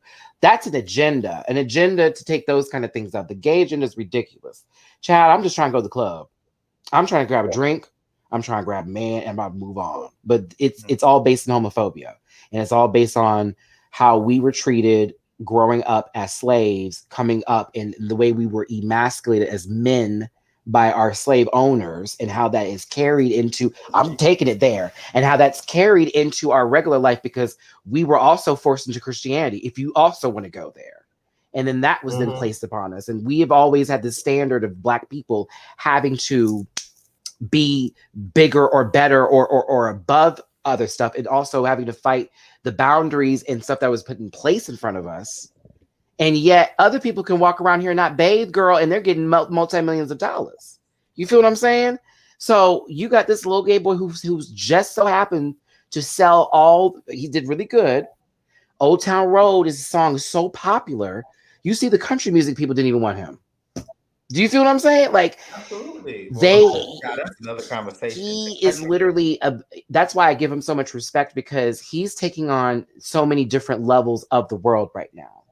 And it's a lot. So this is speaking to his character that Lil Nas X hasn't broken down over all of this, because this is a lot to take in. This is not just one group against you. This is multitudes. Different people are coming together. So he gets bullets from all areas of different types of people. You know what I'm saying? And it's just very unfortunate. And I just shout out to you, Lil Nas X, if you're ever watching this. I don't know, but you're doing your damn thing. Keep doing you. Keep being your transparent, living your best life, and just being you. You know what I'm saying? People will always try to find a way to dim your light. I may not like every damn song that baby do, but I will support his music. I will support. I will support what he does. There's some things I'm just like, not really my cup of tea. But I feel the same way about everyone else I drag, included. Just like the people on Drag Race. That girl was a fool yesterday, but guess what? I'd tip you if I saw you at the bar. Not as much as your sister, but I'd tip you. You can use that money. Buy a needle and some sew. I don't know, but that's just me. But again, I get it, but I also say for our own community, like someone brought up Mike Tyson interviewing Boosie and how he kind of had Boosie shook a little bit when he was like, but listen to what you're saying. Like, you talk about this a lot. And of course, Boosie, being a punk, submitted, because that's what punks do. You saw someone who could literally wear you the fuck out, and you respected that and were nervous because he challenged your opinion. And then look what happened. But that's another thing too. It's just like, even with everything that went down with the baby, because we talked about the dummy the last time we did this 2 weeks ago when we did our last show. And Lil Nas had nothing to do with it, but they threw him into this conversation. T.I. threw him into this conversation. It was easy for T.I. to do. Threw him into the conversation. You know what I'm saying? So y'all are deliberately targeting this boy when he ain't doing shit but minding his business. And y'all mad with him about a BET Awards performance. But on that same stage, I love Megan Thee Stallion, but she's very hypersexual. And we don't complain about that. You know what I mean? Like, people would say, well, we do complain. We not on the same level. Not on the same level. No, not on the same level. Y'all are disgusted because he kissed another man on stage. Y'all are disgusted. You have to remind yourself that T.I. also accused gay people of being bullies over an opinion. But so, okay, let's have this conversation, and I'm going to break it down quickly so we get this, and I need people to hear me on this, because when he said that, I thought it was it just was so nonsensical. It made no sense. Okay, let's talk about this here. So all of a sudden, after you've been calling people slurs for many of years, and demasculating these men, these men over them and their sexual preferences, do we get to a point where you open your gobsmacking mouth to then say some shit about a gay person because they're gay and say it's not right, then be dragged by a community because what you said is not okay nowadays, and now all of a sudden you're being bullied and it's a problem and it must stop? This was your breaking point, not those people who you broke down for all those years, not me who sat in class and had people throwing apples at them and calling me all these kinds of names and trying to get me to fight. That all of a sudden now you're in trouble and this is too much for you to take in. Well, bitch, we've been living it. We've been living it. And I know a lot of other people who've been bullied too for other reasons. So when I heard this Q-Tip say that shit, I thought to myself, wow, the privilege. And I really didn't want to say that from T.I., but wow, the privilege. There ain't no way. Girl, don't get on Twitter if you don't want to get dragged. End of the discussion. Don't get on Twitter. It's the worst place to be. Instagram, you can pass, but Twitter, you're gone. Like, I agree with all of that stuff. And the other thing that kills me with people is that they're so quick to try to say that the LGBT community is trying to we're trying to force feed our lifestyle down on them, or we try to bully people who says anything that's against us. I don't necessarily think that it's a bullying tactic. It's just that when you say some fucked up foul shit, we're gonna say something about it. It's just but they answer that question, Scotty. It's the against us. Who said we were against anybody? They answer their own question. Right. And I think that people kind of get confused as educating because we can educate people on different things, right? And they can take it offensively. It's how you receive it. Being educated and acting like you're being shown hated on, like it's completely different. Like it's okay to completely educate somebody when it comes to internalized homophobia or whatever, because even in the Black gay community, guys are homophobic. I've seen it multiple times. Transphobic, especially. Transphobic, yes. Which is another conversation itself. I just feel like us as the people, we have to kind of just be more open-minded and also just take, we can take not necessarily criticism, but we can be open to being educated on something, because honestly, some people don't really know. But to put as if the community is completely homophobic, or the community is like hating, or we're just bashing out, absolutely not. We're educating you on certain things that you might not even know about. Because it really sounds dumb when someone is speaking about nothing they know about child. Ask those TikTok videos about the health scares and what you should be doing all the time, y'all. Stereotypes. Y'all, I'll be scrolling on Twitter and I'll be seeing the most stupidest ass debates on Twitter. I'm like, what the fuck are y'all talking about, bro? Like, are we really having that? What is it like? Gay son, thought daughter. I was like, people still do those videos. Wow. That's insane. And people really be going back and forth on arguing about it. I mean, of course, like Lil Nas X is doing, like I feel like he's kind of carrying the weight of the world on his shoulders right now. Like you were saying, Maddie, like, he's being Black and gay, like, country, like they didn't really want him for being Black, and gay too, of course, but Black community also kind of distancing themselves for being gay. But I think it just definitely all stems from, of course, homophobia, but also just the fact that like he's so popular and he's kind of like, I wouldn't say he's the face of hip hop, but like, he's a rapper and he's really popular. Yeah. And so when I think people think like, oh, like he's representing us, he's representing hip hop right now. And so I don't like that because I'm homophobic. And, to me, it's similar to, what like Lizzo is going through, where it's like you are a different identity coming into this space that's not really made for you, and people aren't used to seeing you. So it's like all of this like backlash because we're not used to seeing that, and that kind of like challenges us to like think about ourselves and how we see things and how we've been raised to see people, So shout out to him. He's doing the Lord's work, but you know, I just feel like this is a time for all of us to like protect him, like all the other, artists that are out there. Of course, we know there's, Frank Ocean, there's No, Tyler the there's not. No, Creator, there's not. there's Who? Frank Ocean? When the last time I we saw miss him? Frank. That's my When the last time we boy. saw I them? miss him. What the fuck he I been mean, at? Frank can do a little something. He could take a picture with Lil Nas, something, just to show that he's That would help supporting Frank him. out. That wouldn't help Lil Nas. That was support, girl. Someone would buy Frank's album thing. Like, that man's in the ocean. Do you hear me? I Literally. can't. He don't want to be bothered. Clearly, because Kid Cudi, we could bring him in because Kid Cudi's bi now. You know what I mean? MNEK, there we go. That's another great example.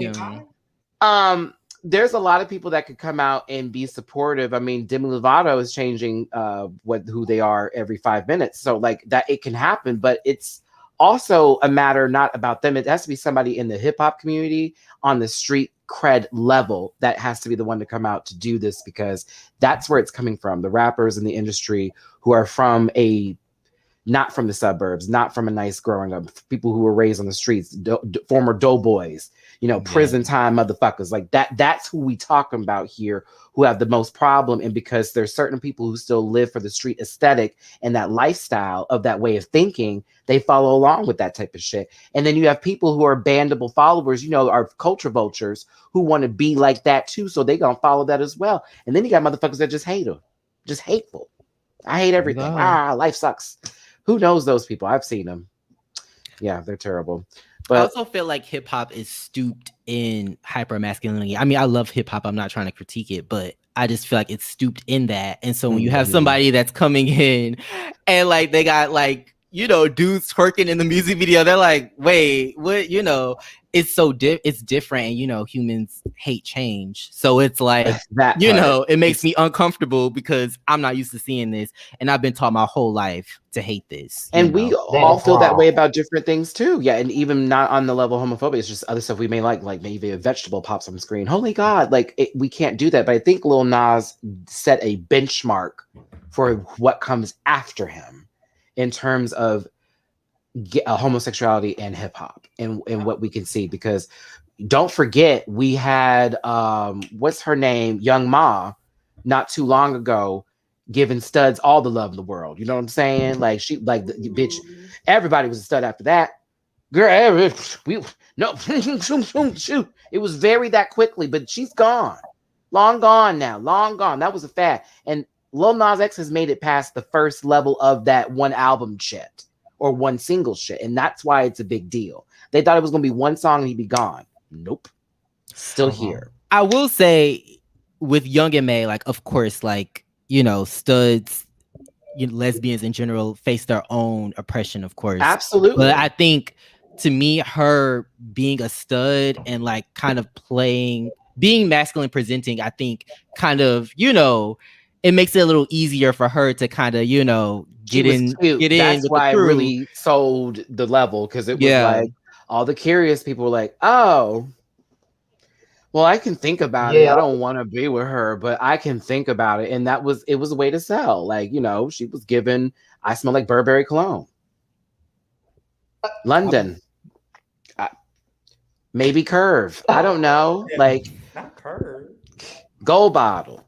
You remember the bottle? Well, yeah, that was. Well, I want to say another thing in regards to this situation too. What really bothers me is, and this also could have been a part of the queer connections conversation, but I think I could just put it here too. What bothers me is when we were all coming at the baby, because I know I did quite a few videos talking about what happened with the baby and his comments and stuff like that. I did quite a few. I made a lot of money off those videos. Thank you.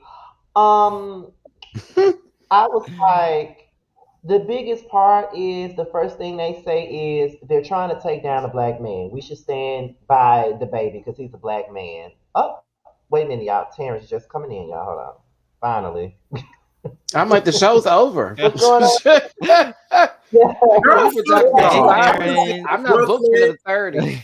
Girl, fuck y'all. I was in Brooklyn rolling my kiki. I'm drunk boots. And don't even, and not on camera trying to read, bitch. How dare you? Living your best life. Girl, all I see is a speaker going wow, wow, wow, wow, wow. Hey, what's CJ Fire? What I miss? Besides everything. We're talking about Lil Nas now. He's afraid to speak on homophobia because of safety reasons. You know, Lil Nas, if you don't get out my face with that punk ass shit, you have better. A completely different route, everybody. Okay, get your ass on. You weren't concerned about your safety reasons when you was butt ass naked in that shower scene, girl. Don't be scared now, child. You done did it now. I can't stand when people want to pick and choose when they want to be scared. Don't be scared now, girl. Stop, Terrence. But anyway, what I was saying was the thing that bothers me about is that when we was all talking about the baby, the first thing they said was he's a black man. We need to stand by black men and all this other stuff. But they act as if Lil Nas is not a black man either. Nobody will stand by him. But because he's gay and black, you know, they like to separate us because we gay. They don't never want to consider us, despite the fact that we all black. They don't consider us to be anything because we gay. So they say stand by the baby because he black, stand by the baby because he black, he a black man, or whatever. But at the same time, it's like they love to say things like, y'all, the baby should have been why y'all didn't cancel the baby when he punched that black woman out. We were trying to. We tried. But here's my thing, Maddie, and I want to know if y'all agree with this or not, because I said this a couple of times. The reason why the baby was not canceled because he hit a black woman is because the black women still support him. And that's Talk really to Chris true. Brown about that. He's good for popping women, and people still buy his music. Well, you know, I can't stand Chris Brown. I don't know. A lot of black women, believe it or not, I'm getting serious now. A lot of black women, the comments that I read about that was what sent me, because a lot of black women felt like, well, you know, she deserved that because don't nobody want no phone up in their face. And I was like, I mean, don't get me wrong. I wouldn't want a phone up in my face either, but it's easy to say that when it's not you. But see, when it happens to you, you are going to be reaching out to everybody and on demand. That's the thing that gets me. Yes, and that's another thing too. Let's talk about this. Okay, so me and Terrence review Housewives and Love and Hip Hop. If we have a strong opinion about a black woman, we are not allowed to have that because we're men harshly judging a black woman. We're disrespecting a black woman. But the baby can call y'all bitches and hoes on every song he released, and y'all be on Snapchat and Instagram just rolling your necks. But y'all are gay.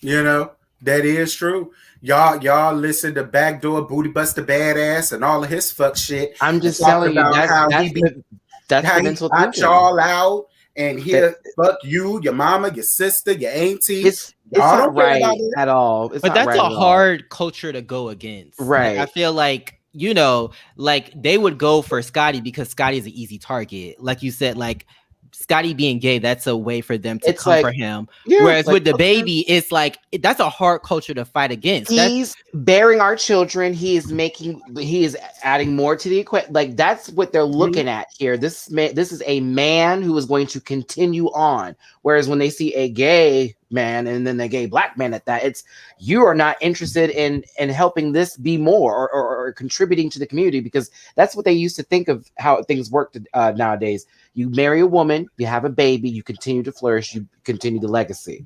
And so when they see things like gay or people who don't want to have relationships, people get scared and they get nervous. And that's a way of defense and using against you, Scotty. They ain't right. Trust me, I get it all the time. I get random messages all the time. Oh, another FAG on YouTube. I'm like, yes. Here we are. And That shit don't bother me. In the flesh. Bitch, your Like- view got me That paid, shit ho. Like, dummy. Listen. Like, come on now. I've had guys that were younger than me ask me, how do I let being called a FAG roll off my shoulder? I said, sweetie, I'm 33. Time. I was born in 88. I grew up with shit like that. That don't bother me. You got to come up with something way worse. I tell them get that on the just take time. You'll get over it. The first couple times you'll be like the fuck, but after a while you realize that word is simply a word, and it's the first thing that comes to the mind because they can't think of nothing better. But me, pull out my pages But real you know quick. what? I hate to Okay, right. To me, it's I hate to be the unpopular opinion, but sometimes, you know, when it comes to Black women, they are the most oppressed, and also They are. Black men, They they are. are the most oppressed. So when you feel, I feel like sometimes Black women feel as if, you know, gay Black men, you know, they see as Black men as this alpha, right, as this strong man. So I feel like there's always going to be this underlying issue between Black women and gay Black men, because they always feel as if gay Black men are competing with them for cis Black men. There is deep-rooted misogyny in the community that we are in, and also from Absolutely. Black gay men as well. But when we talk about transphobia, it has a lot to do with just women in general. So there is a truth with that, and that's where I'm always conflicted, Josiah, myself, when I am challenged and I have to read. I can't just look at it and go, "Oh, you talking to me?" I have to read it and see where the intentions of this person are coming, because some people can reach because they heard about it, and so now they want to talk about it. You don't respond to people who heard and want to talk about it. You talk to somebody who's actually speaking to you. So I get it, and you are absolutely right. Black women especially. However, I need to know if you got this because you heard one word or you actually listened to what I had to say. Because there's people who react and just talk out of nonsense and then bring up every big word they know. Okay, I don't fight with fools like that, baby. Oh no, bitch, I have debates. I ain't about to yell at you from across the table. No.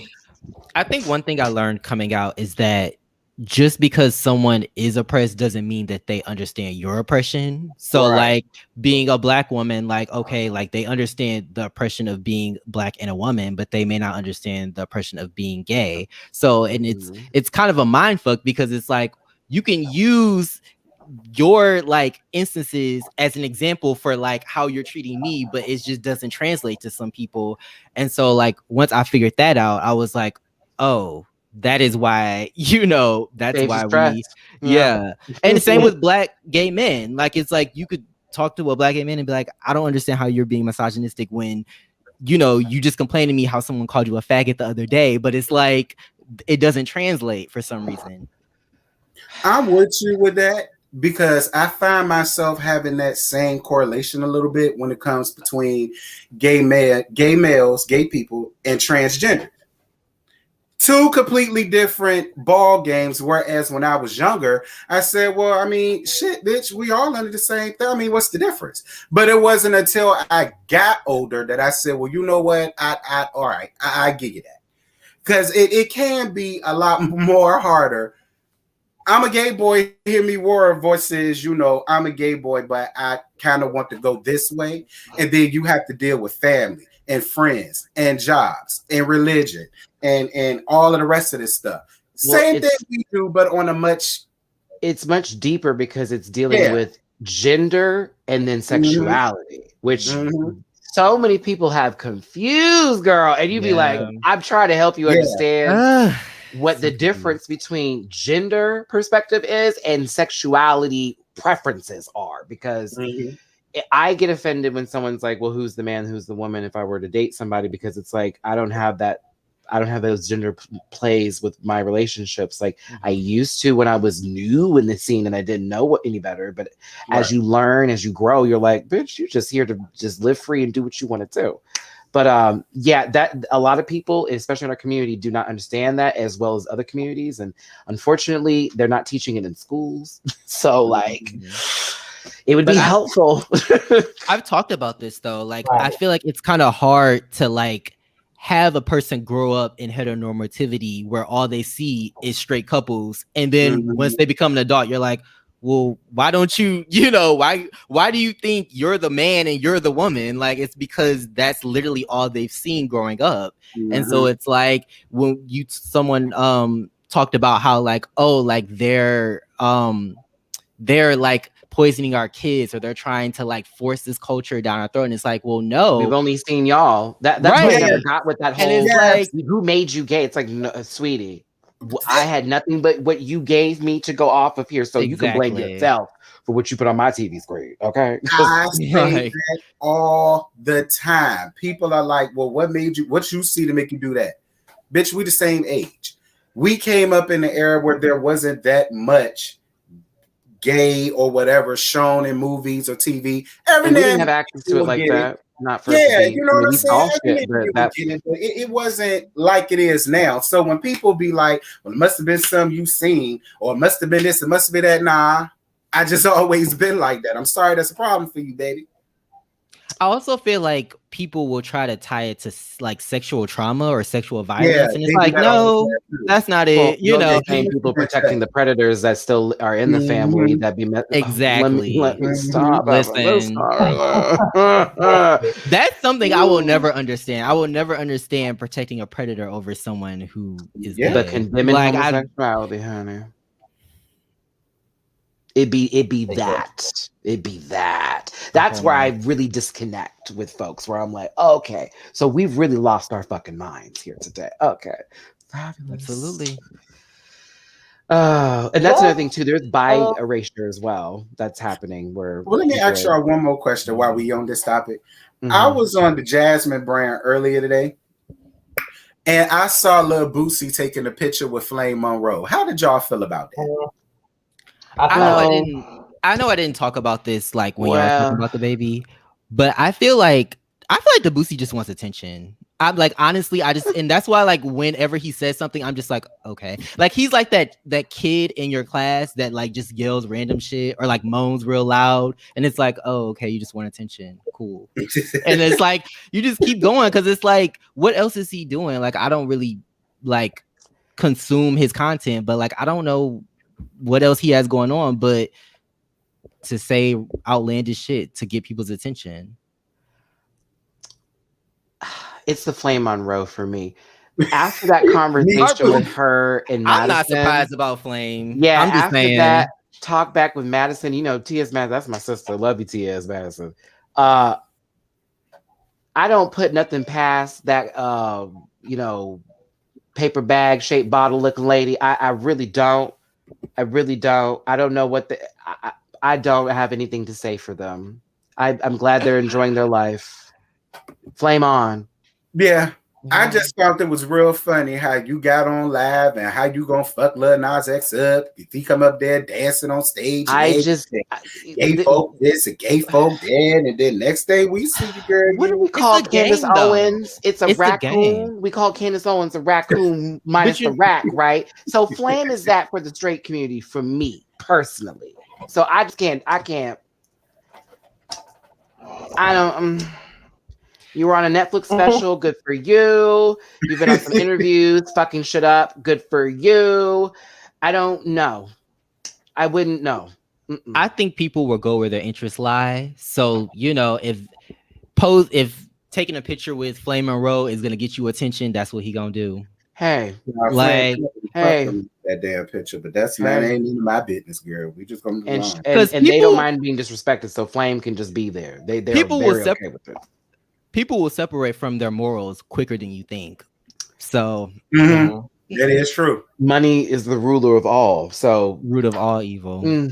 I'm just so a girl will do something for let me find a bag of money on the ground, bitch. I will do things to get that money. You'll see some people be like, I thought you hated. Oh, okay.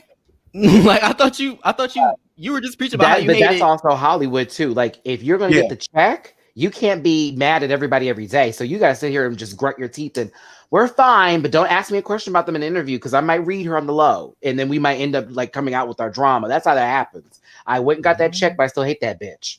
So that's true too. But hey, here's me. I'm gonna take the check, but at the same time, don't ask me a question because I'm gonna be like, well, we made it through. That'd be how I respond. We made it through. I know you have problems with them. I do. But hey, we're here to work. But That's fuck right. that hoe. Pretty much. I'll do another movie again. Right. Make sure that check is bigger. And it's still fuck that hoe. So, Thank you. All day, every We day. ain't sit next to each other. Fuck her. Third row, bitch. I'm on the first. I'm nominated this thing. Who are you? Come on, supporting actress. No, I oh, can't. we. That's how you would do it. Oh, don't get me on IM though. I'm embarrassed for him because he's been talking some junk. He had some COVID things that he was talking about earlier too. Talking about he had COVID 3 times. 3 times. I thought it was the straight wasn't wearing a fetishization. mask. I love Zoe. He blamed his she got her- fans on getting him sick. You know, I live for Miss Zoe. Now, I'm not gonna lie. She had some You nonsense do? comments. I do. Some I live for people- Miss Zoe. I always be on Messy Monday, girl. That's how I keep up with all the tea. What you I mean? feel like some people you just She's gotta trash. pick and choose. That's Like why I just take their art Fuck and that's her. it. And that may be problematic, but it is what it is. Like I just take the art and I'm gonna laugh at this joke, but do I really fuck with him? He fetishizes Maybe straight not. people. I can't do it. So, but Can't do it. yeah, I pose Zoe up. There, go. Can't do it. That's not so hard. Can't do it. She right there with Flame. Can't do it. Defending the oh yeah, girl. Oh yes, yeah. Oh no. He was defending the baby. What's wrong with what he said? I mean, that's just his girl. Here we go. Like, I mean, yeah. He is funny, but he is problematic as fuck. I will give talent where it is. Bitch was hilarious, especially those reaction videos with the phone calls. I will give blame on Zoe that, but now that they've started to talk more and get out of the comedy bit, and now we're starting to learn who they are. Girl. Oh no, sis. It's like, oh, you should have stayed in your little skits, bitch. You could have lasted another 5 years. Oh no. Yeah, but no, she gets dragged regularly on Twitter. Like, I just see a lot of trauma.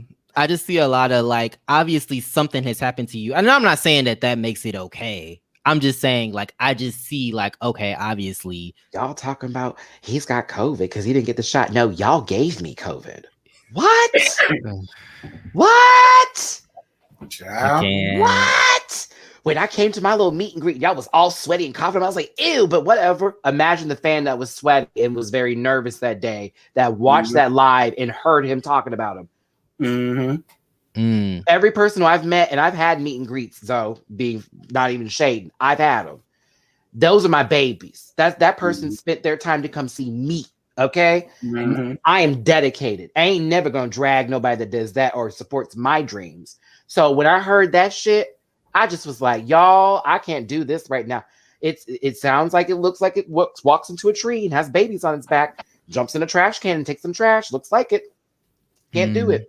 But if you like him, that's fine, T. But he disappointed me and I can't go back. I think my big issue with him is that like the whole like straight fetishization plays into like how straight people see us. Like when they see like, oh, like you're gay. Oh, don't try to come on to me, bro. Like I'm good. And that is the last and it's like, thing I'm who's thinking about you? And it's like when they hear stuff like what Zoe said, it's like that makes them that fear is actually now realize like, oh, this is the one I was talking about. And so that's why it's an issue. And you were so right. I'm so glad you brought that up. That's exactly why it's a problem, because you are feeding Boosie. You don't even know, but you're feeding that man, that water bug. You are feeding him. Okay. And the baby over here looking like, I don't need to go back to the dentist ever again. You know, I swear to God, like, I'm weak.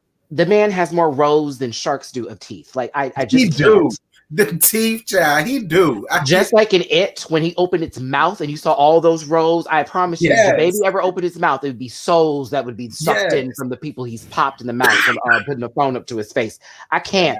Like I give it to what it is. But again, y'all, the point we're making today is where nobody's bullying anything. It's just that we have learned to stand up for ourselves, 1, and 2, we don't take that bullshit. And 3, it's not just gays in this now. It's a lot of different people who are starting to see shit, and everyone's jumping on that. If we call them out, they gotta do it because it's the truth. Unfortunately, this is call out culture, but it's where we're at now. If you drag somebody enough, they're going to apologize. They're going to, whether it's truthful or not. Kevin Hart. I just, like you were saying, I just feel like it's like a kind of like a fake like defense. So it's like, oh, you're bullying me, but it's like, am I really? Like, you know, like I feel like I'm just responding to what you're giving me, and now I'm the bully. Now I'm the bad guy. Chung Lee, no Nicki Minaj, but like I just feel like I'm bad because now I'm responding. You know, it's giving me like. And Fatal B Fancy, she's right here. Call them out in love. I'm not here for fuck you, all that kind of. I'm talking about the people that educate them as they're gathering them. Like, before you say all that, let's reframe. Let's talk about what you talked about here. I don't think I've ever gotten on the internet and told somebody to go. Yes, I have. Meghan McCain and Donald Trump. Yes, I have. I said, Megan, get the fuck out. That was my tweet. Get the fuck out. Because when you said this is my last day of the View. Yeah. Go on. Go on, girl. Get. You and your father. Get. Okay. That's all she fucking talked about. My dad. Fatal B Fancy. Like. Go ahead.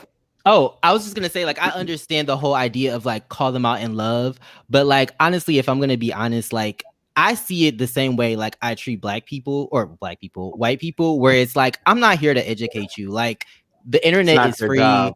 It's not my job. And it's not my job for you to see me as a human being worthy of life and being respected. Like, I don't understand why I have to go through this like 7-step plan of why I'm a person that deserves to live and be treated equally. Like, I'm a person before anything, you know? So it's and don't ask your white friend on TikTok either, please, for the love of God. I won't. I don't have any white friends. No, I'm just kidding. Oh my God. No.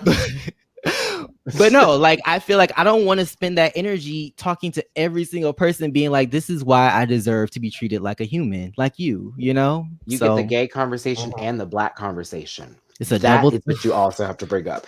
So what do y'all do? Like, I want to go to one of your clubs sometimes. It looks so much fun. What did you see to where it looked fun to you? Were you watching a TV show? Did Carrie go there? Was Samantha involved? Were they 40 plus years old? That's not where I go. That's not a lounge, baby. Like, we're going to the club. You want to go, like, Josiah, 2020. You want to get a blue motherfucker? If you're lucky, it'll happen with 2 people. So you'll kill 2 birds with 1 stone, because they'll be coming at you for being black and gay at the same time. So you'll have to have 1 conversation instead of 2. Scotty, you got one more time to leave this camera. No, I'm still here. I went to walk across the room to get my AirPods. But anyhow, the next topic at hand, I think the last hot topic that we got before we go on to queer connections is Nicki Minaj and her husband. Okay, that's been talked about in the blogs quite a bit. He doesn't want to be on the sex offenders list, even though he committed a crime in 1994 that involved rape with another 16-year-old. He was I think he was 16, she was 16. Some chick named Jennifer. They saying that Nicki and her husband are now badgering her, they're threatening her, they're trying to bribe her to recant her statement. But the thing is, a part of his plea deal was to register as a sex offender wherever he moves to. And we don't have to sit on this one for too long, but all I gotta say is, I just feel as though anybody that is trying to make this situation okay is dumb. Because at the end of the day, if you know that you were convicted of sexual assault, then you already know that you're gonna always be a sex offender. Just because you're married to Nicki Minaj does not mean that you're not supposed to you know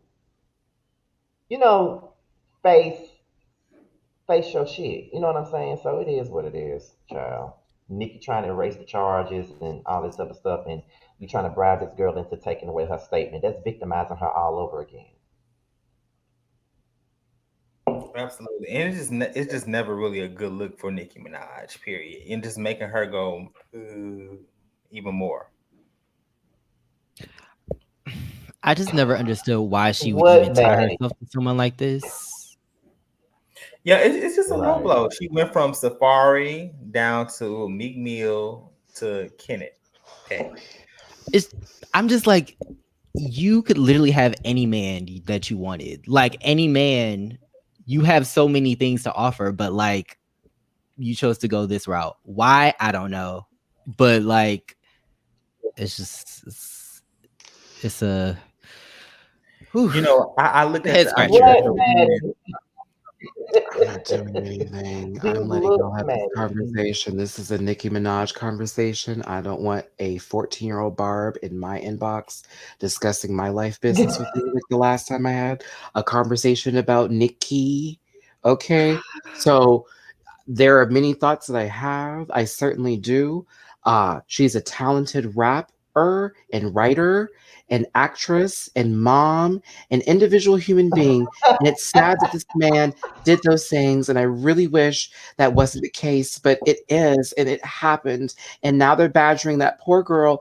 And I feel so bad for her. But God, don't attack Nicki. Leave Nicki alone. Okay. But yeah, it's crazy. But no, that's all I got for this one. No. What, Terrence? I ain't got nothing to say, girl. Okay. Terrence know that bar Move bite. on. Terrence know that bar bite. I know you know it. Oh yes, I know I you ain't got know it. nothing to say, I just child. wanna- I ain't got time to be I don't have cussing out. time. Like I said, I ain't got time to cuss out nobody teenager. Then I gotta fight their mama. Then I gotta fight their daddy. Ain't nobody got time for all that. So we just gonna move on. Scotty, I mean, I had someone go from platform to platform to come at me, girl, over one opinion I had. I said, I don't know if I could do this again. Shit's not that serious, girl. Like, are you okay? Are you on your hospital bed reading me? Because, like, you know, life is short. Like, what's happening?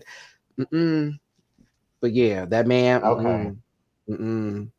Listen. The chicken is well, lovely. Yes, Joe we're gonna- Myers. Yeah. The chicken is lovely. Yes.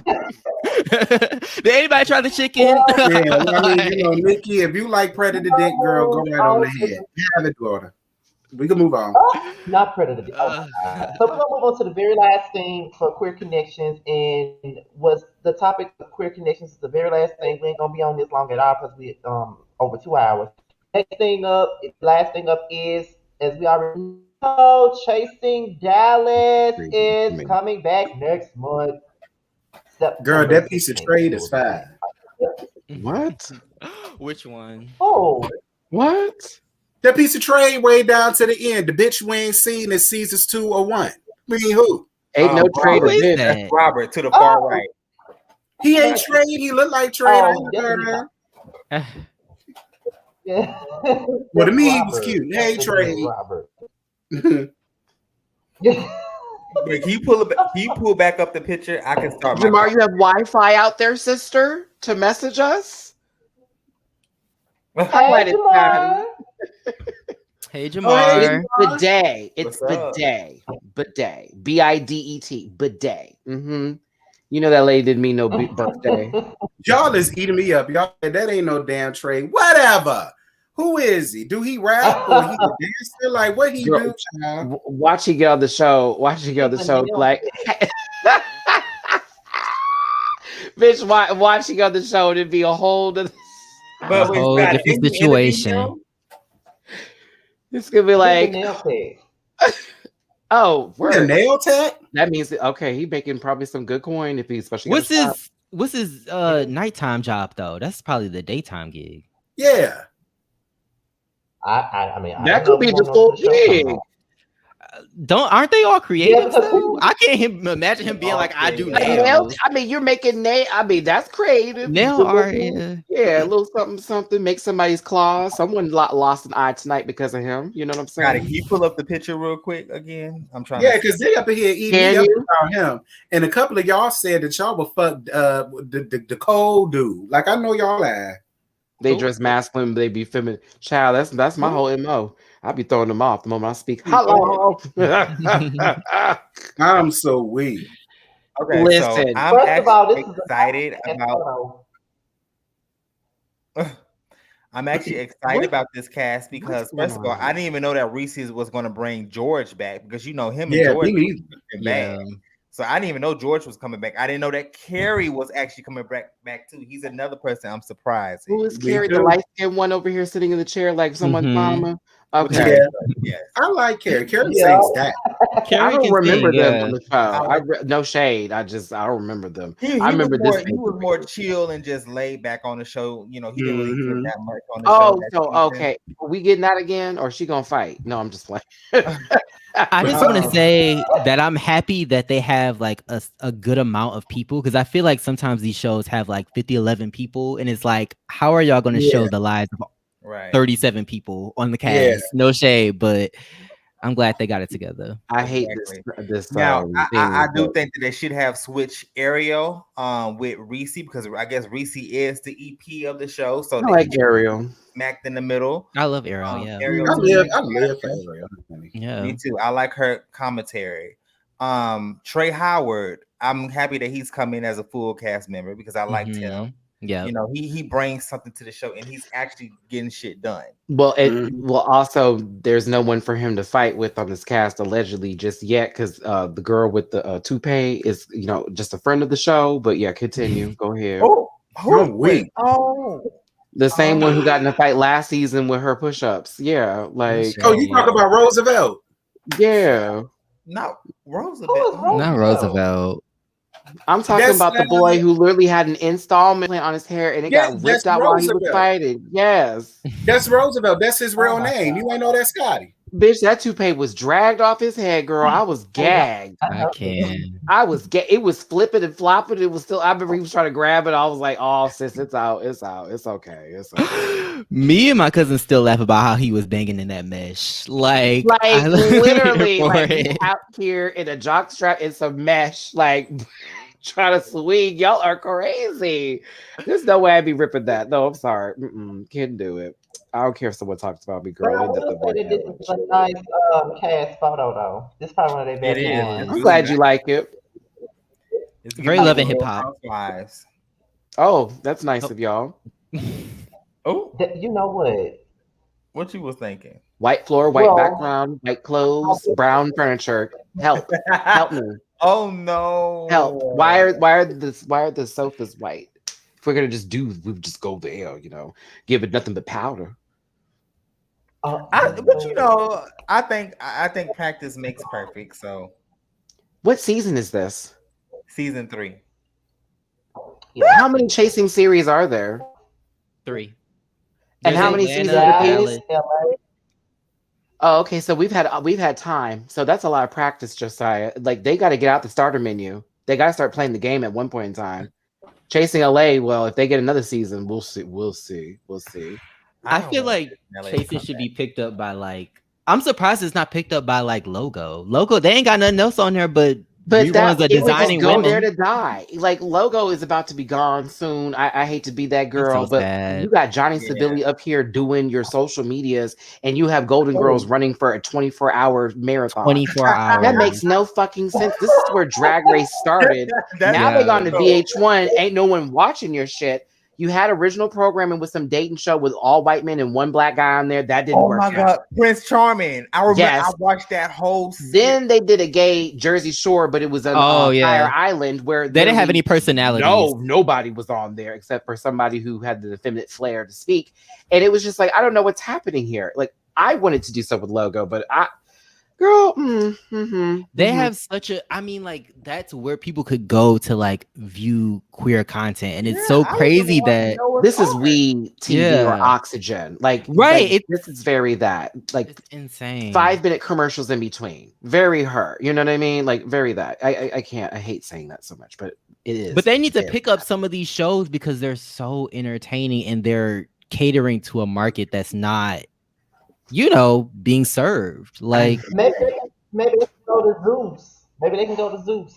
No, that's where transphobia lives and breathes. And, that's true. And I mean, I have had a real hard time still watching. Thank you for your subscription, Scotty, because that's the only reason. That's the only reason. I've been there because bitch, Child Jocelyn's Lunel Reds. Cabaret. Yes. Ooh, Listen. Okay. I Well, never thought I'd see Jocelyn I having guess sex in a hot tub. Mm. uh, I cannot. I never thought. I thank So, Scotty for that. I thank not to you. derail, but on that show, are they sex workers or are they strippers? Strippers, but one of I them, don't. the white girl who was on there, they were like, "You a prostitute." That little girl, she was like, Listen, Lunel went live and said that they had they pimps in the audience and every damn thing else, and she was calling them prostitutes, and a lot of them got mad. But Lunel said, "Girl, your pimp was staring me down up in there. Like, is that not what?" I understood what Lunel was saying. And She then was one of the guys from Zeus came up there calling himself trying to get her together. I said, "Girl, sit your ass down." she She was ain't like, said nothing wrong. she said, I've heard that word or different names for that, but that you're a real writer. You're a real writer. I was like, oh, like, because you could tell she is literally like some pimp. It's straight up. You could tell. Like, she Right. could talk, Right. but that little girl, I was like, oh, bitch, you it's be so walking, upsetting. you be dogging on the street. It's okay.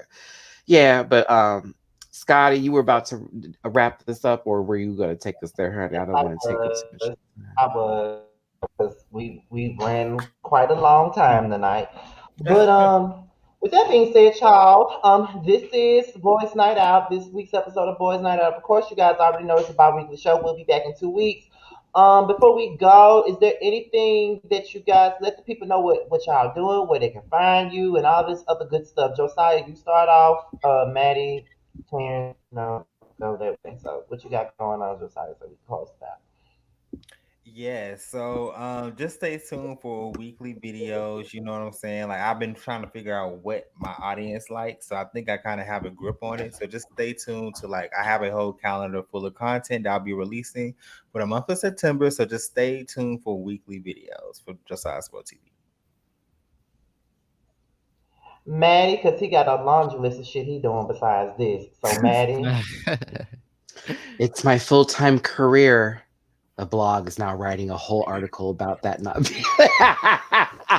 Oh, they can't stand it. But anywho, like, Scotty, you know, they've had articles about us. No, I'm just kidding. Well, the drama, gag. You already know what's up. It's at Maddie Rants everywhere except for Twitter, which is at the Maddie Rants. I have podcasts Monday, Wednesdays, and Fridays on the Stereo app. And also, I'm partnered with the Airtime app right now for Tuesdays and Thursday shows. On Thursdays, it's Drag Race Trivia and Hot Topics. If you jump in the live and you happen to know shit about Drag Race, you can win some money. And I'm giving it away. I got a panel on Sundays. I have videos that come out every other day on YouTube, Patreon, links, subscribe, thumbs up. I'm done. Please do. Terrence. Y'all already know what I got coming up. I'm actually downloading, putting a ring on it now. So when y'all leave from over here, y'all gonna ever check that out because it was a drunken mess. Tomorrow, the usual Love and Marriage Huntsville and all of that, Family or Fiance, and then Love After Lockup and all that ish. So y'all come around there and check me out. And Damon. Well, I run a show with my favorite cousin Troy by the name of Key and Carry, where we key and we carry. We review a lot of LGBTQ web series, web reality shows. Right now, we're doing Lovers and Friends, produced by Chasing Reality. So definitely check that out. All right, and there is that. Okay, I enjoyed this show. We had a great time. Of course, we always do. And we'll be back in more weeks. And that's that on that. Shout out to Jamar84. He is out having him a good ass time. I know he is. And yeah, so with that being said, you guys, good night. We'll see y'all in 2 weeks. And we up out of here, y'all.